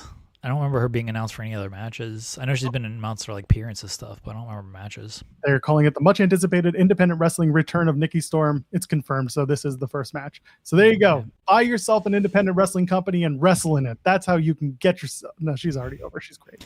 She was announced for Progress very quickly. Yeah. I mean, again, she's one of a kind. Every interaction with her has been nothing but lovely. And Damo as well. We had a great interview with him on this channel that you can go check out as well. Yeah. I think that's it. We did it. We did a 2.5 hour episode about nothing. My God. Yeah, way too long. I want to play Clash of Territories for 2 hours, and Joel said no. I didn't say no. I said precisely. I know. I still want TK to come and join us and play the damn game. You know what? If he doesn't do it by July, end of July and redemption weekend, I will redeem myself by my question being, Tony, have you played Clash of the Territories? And then if he says yes, I will give him my laptop and say, let's play it right now. During the press conference, we will during the press conference. During the press conference. And if he says yes, we're like, great, let's play it right now. There will be no other conversations until he plays a game of Clash of the Territories with me on camera. I would respect if you did that. Could you imagine? I can appreciate that. The dumbest in the weeds thing I could do. John's like, well, you're never going back to an AEW. Yeah. Maybe they'll not never bring you back. They'll bring me back. Just have to use a different banner. Play one game to end the show. I want to go eat lunch, man. We owe it to the people to play one. All right, we'll do one. We've made it. We made it a thing. All right, let me share my screen. Please do. Okay. Die Hard. What is Analyst? Oh, all the intel. No, Die Hard. Seems bad. Yeah, I don't want that. All right, all the intel. All right, let's see who our booker is. Dusty Rhodes. I feel like we had Dusty Rhodes last time. We can respin. Respin? Okay. Yeah, we've done Dusty and we've done Tony. Oh, Gabe. Oh, ooh. Boy. Ooh. Right. We got to book people who we're not going to pay. Pack your card with work rates. Send us all your money, by the way, for playing this game. Send us all your hardcores. Will okay. So we're work rate people is what we're looking for. All Ezekiel Jackson got it. Kobashi, right? Yeah. Or the Dusty Rhodes. No, it's Kobashi. Kobashi. Crazy. Nah, Kobashi. All right, let's do Kobashi. Kobashi is the most work rate of all the work rates. Kobashi against Mystico? Heel Mystico? Let's go. All right. It's either that or Muda. Oh, Mystico. That's kind of fire, though. Kobashi against Mystico? As the opener? Shebe or Bull Nakano? This is Babyface, too. Alexa Bliss. Chris Stat. Babyface Chris Stat. Roxanne Perez. Yeah, Roxy's another good one. Roxy can work. Yeah. Bailey can work. Bailey can work. I go Bailey. Babyface Bailey? Yeah, let's do Babyface Bailey. People love doing BBL Bailey conversations. Babyface Bailey in our case. BBF. Bailey against Alexa Bliss. we could have Alexa Bliss versus Alexa Bliss. Ooh, Oksana, let's go. No, let's go Lioness Asuka. And then we confuse people by people thinking it's the other Asuka. Who is this? Who is Lioness Asuka? All right, Lioness. All right, tag team. Work rate. Bullet Club. Kings of Wrestling. Yeah, it's Kings of Wrestling. Yeah. The Shield, but the Roman then wasn't like work rate. No. Yeah, Kings of Wrestling. 100%. All right. Against the Usos. Bang Bang Gang. It's always the Body Donnas. Why is the Body Donnas? Nah, Los Guerreros. We got Los Guerreros. Yeah. Okay. Yeah. Eddie and Chavo. Los Guerreros. Oh, our co-main's a women's match. Oh shit, I've never seen that before. Oh, cool. Gabe would not book 2 women's matches on his shows. I'm sorry. Rosa Mendez. By the way, worth noting, Lioness Asuka, known as one of the most successful women's tag team of all time, with as part of the Crush Gals. All right. Well, we're gonna have the other Asuka on the show. Okay. The co-main. What about Brooke Tessmacher? Absolutely not. Well, I tried. Tessa. Whoa. Absolutely not. Diana. Yeah, I mean, Diana or Combat Toyota. No, that's a Toyota Combat. That's a car. Oh, sorry. Candice LeRae, but it's WWE Candice. Yeah, it's WWE Candice. She doesn't wrestle. Fair. Beth? I feel like we gotta have like some star power. Beth? I was thinking Becky. Oh, Becky. Yeah, do Becky. Yeah, do Becky. Like, we gotta have some type of star power. Yeah. I mean, maybe. All right, main event. Christian. Ooh, William Regal. Regal in the main event. Billy Reeves in the main event. Homicide. I mean, Santo, honestly. Yeah, I can see that. Oof. Rory McAllister. Like work rate wise, yeah, like I feel like Santo or Regal, which neither feels like main event. But Lex is the biggest star on this list, but he's the worst worker. Well, he's got a few people beat actually. Beaten working is another question. Christian? Oh, Christian can work in babyface though.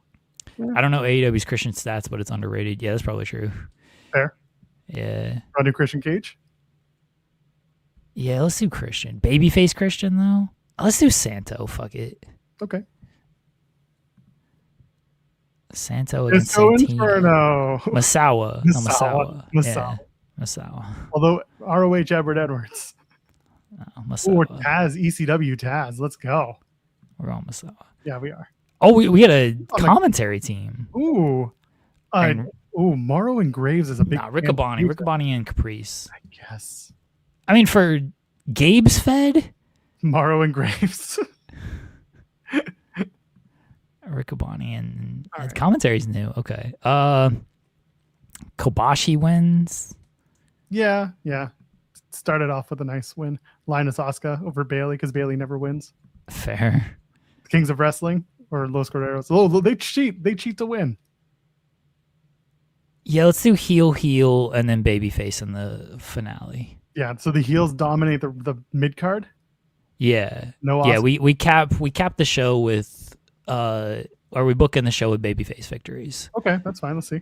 All right, so the story for the main event is Masawa submitted Santo in an untelevised dark match 3 months ago. Jesus. Santo disputed the circumstances. Masawa has the footage. The audience has seen the footage. They know what happened. Tables. Iron Man. Iron Man, right? Yeah, Iron Man. Santo wins. It feels like that should be the other way around of Santo submitted Masawa. Because like the babyface looks like kind of a bitch here, honestly. Complaining about a dark match result, but like that never happened. Like, what a shitty babyface. Perfect game booking. True. All right. I feel like what is this? You people suck. This game's tough. Like legitimately. Yeah. The bones of the card were here. Gabe had the right instincts, but the card never found its rhythm. They couldn't manufacture the heat. Santo Masawa worked hard, but the crowd was lukewarm. Gabe needed the main event to carry the show, and it didn't. Well, look, we could have Disco Inferno. Telling you, man. Kobashi and Mystico. Yeah, Kobashi and Mystico was the opener, but that's also Gabe booking that the opener is the best match on the show. Strong work rate, but commercial gaps ruin the show. Screw you. You ruined it. Yeah, that's the thing is Gabe would never book 2 women's matches. That's what I said. Like, we got screwed in the co-main event by it being a women's match. The worst. I like this game, though. I do like it. All right. All right, we're only going to do the one. Should we do more? Yeah, do you want to do one more? I mean, I would like to do one more. Do you want to do one more? Let's do one more for the Okay. All right. fans will give us all their money while we do this. Once again, Die Hard. Let's see. Who are we getting? Okay, no, fuck that. Gabe again. Dusty. Oh, okay. Well, we have no more respins. All right. So I mean, you could always just refresh the page. Yeah, that's true. Who do I want to get like Vince? Yeah. We've had Russo too, haven't we? We've had Russo, yeah. Oh, Bischoff. We've had Tony. Oh, Triple H. Okay, you know what? Let's do Triple H. We're gonna 10 out of 10 this shit. Yeah, the most flexible booker on the roster. That's some bullshit. Almost any strong card here works. Hard to max out, hard to tank. Just like easy to find, hard to tank. Triple H. Let's see if we can tank this. Hold on. Let's try to tank this with Triple H. Necro Butcher in the opener. The Yeti, man. There it is. Babyface Yeti. Oh, Shibata in the opener. Let's go. And Shibata, yeah, the star power. Yeti has no star power and can't work. Just great. All right, we're gonna tank this Triple H show, which otherwise is known as 2026 WWE. That's amazing. The Yeti against Ezekiel Jackson. Okay. Or against Sheik. Nah, Ezekiel Jackson. All right, women's match. Ooh. Tamina. Okay. Tamina against Terrence Harrell. Yeah. Oh wait, Lade Tappa. You say maybe Lade Tappa. Yeah, let's do Lade Tappa. All right, let's do it. All right. Oh, Stacy Keibler was another one we could. Yeah, but Stacy Keibler's got too much star power. True, that sucks. Do you know? Yeah, she's got way too much star power. Okay, tag team. The Body Don is there. Oh, the first time they're not there. Bushwhackers. Too much. Bushwhackers. Too much. Or Men on a Mission. Yeah, you could do that. Colossal Connection. Executioners. Oh, true. We'll do Men on a Mission. Yeah, let's do it. Against Sanity. Dark Order. Dark Order. Yeah, Dark Order. Sorry, we love you, Uno and Stu. But Stu. Yeah. Oh, a 4-way match. Jesus. Well, this is Triple H booking.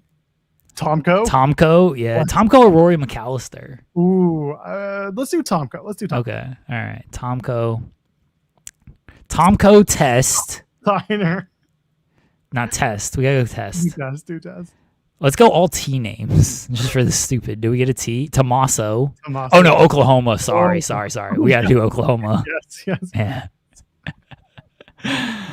And still Tommaso Ciampa. Viscera. Oh, Big Vis. No, too much star power there. Greg the Hammer Valentine. Nah, NWA Greg though. Iron Sheik in the territories. That God.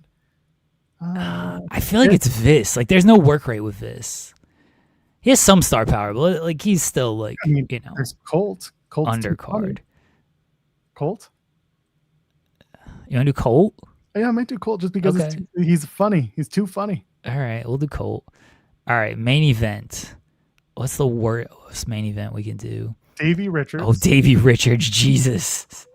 Gregory Helms. Oof.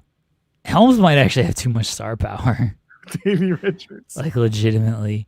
Yeah, Davey Richards has no star power. And Davey Richards against whoever the biggest star heel is on that list that comes up. And just squash match. Yeah, we can't book the times, unfortunately. No, but Richards wins. Oh, all right. Davey Richards against Vladimir El Dandy. Jesus. Randy Savage. And he beats Randy Savage. And he beats Savage? Yes. Okay. All right. Tanking the shit, brother. All right. I'm not mad at this. Okay. Just Joey Styles calling this show alone. Just Joey. He hates this. It's amazing. Yeah, Triple H would hate Joey Styles. All right. The Yeti wins. Absolutely. I feel like we should go. What can we can't book like a DQ or something. Let's have Lade win and then Men on a Mission win. Colt win. Oklahoma wins. Oklahoma stacks everybody. Yeah. Both wrestlers submitted written statements to management this week outlining their intentions. Management read both statements and noted they are identical in one specific detail that has not been made public. Pick your stipulation. Best of 3, Falls Count Anywhere, bull rope match. I want a bull rope match. Bull rope match between Davey and Randy Savage, and yes. Davey goes over. Davey goes over. All right, if we don't get like below a 3, I'm gonna be mad. Honestly, here we go. I'm gonna be so mad if this is not like below a 3. I'm so excited. Oh my god, 3.8. This felt like a house show nobody asked for. Yeah, perfect. WWE 2026. Yeah, I watched. I watch SmackDown every week too. Seriously, I saw Backlash.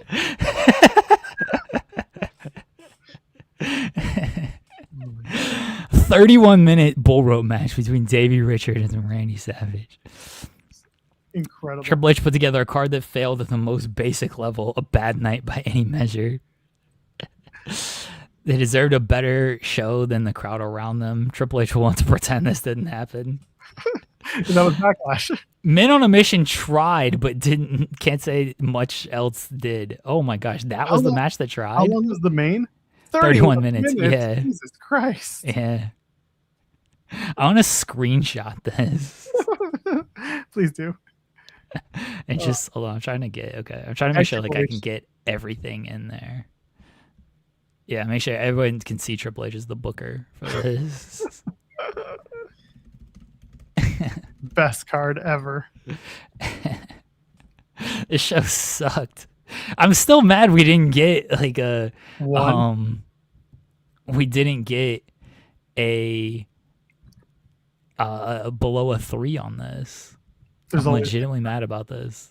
There's always next time. Yeah. That Big Vis star power, he's right. Yeah, Big Vis had too much star power. Too much aura. Yeah. So upsetting. Anyway, we're back on Monday. I like that game, though. Everybody should go out of their way to play it. Yes, especially when you can do stupid shit like this. Yeah. That's all you need.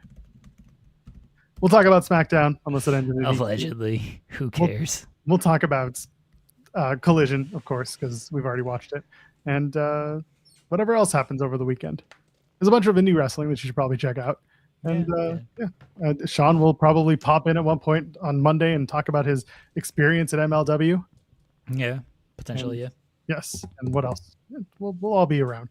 The game is called Clash of the Territories. For those who want to play. Yeah, AAA is on, of course. They've got a bunch of matches. Do you want to go? This AAA show was, I think they taped it before the Noche show because like Octagon Jr.'s competing and he definitely got hurt in that match. So yeah, I'm pretty sure they taped it before. This feels like a very bridge AAA show. So I'm not expecting too much of it, honestly. It's an hour. It's an easy watch. Yeah, it's typically the best show of the week because of that. But I'm just saying for people who are like expecting after the last 2 weeks they've had, this is a very downswing show. Yeah. All right, go enjoy it. Go have fun with your weekend. Get outside. World Cup's on. I'll be watching that. World Cup is on if you want to go watch that. My neighborhood is adorned in flags of the world for some reason on those like posts. Anyway, is Canada supposed to be good? I don't know. They're Canada. USA plays tonight. Like it's gonna kill SmackDowns on the ratings. Which fair. I don't really care. I do want to say before we wrap up. I'm sorry, Joel. Appreciate everybody over the past couple of weeks. I know I've tried to be honest about like my mental health and my depression. That has kept me down for the past couple of weeks. And a few people have reached out, and a lot of people have said nice things in the chat. So I just appreciate everyone. We're very fortunate to do this dumb show, and we say a lot of dumb things on this show, but we also try to have fun on this show, and we try to be honest on this show for better or for worse. And I try to be honest, especially with things that are going on with me personally, if it's affecting me in a negative way. And so I do appreciate people who reach out and say nice things. And I'm sorry we did 2 hours and 48 minutes today. Mental health is real. Don't let anyone tell you otherwise. Sometimes mental health is playing this game on stream with a bunch of friends and just having a good time. It's fun. It is fun. Yeah. For Jeremy Lambert, you know who I am. You know who he is. I just said his name. Ladies, gentlemen, friends of me on the binary, leave a thumbs up on the way out. Tell your friends about this weird-ass show. It's just fine. I promise. But we'll see you on Monday. Enjoy your weekend. Cheers.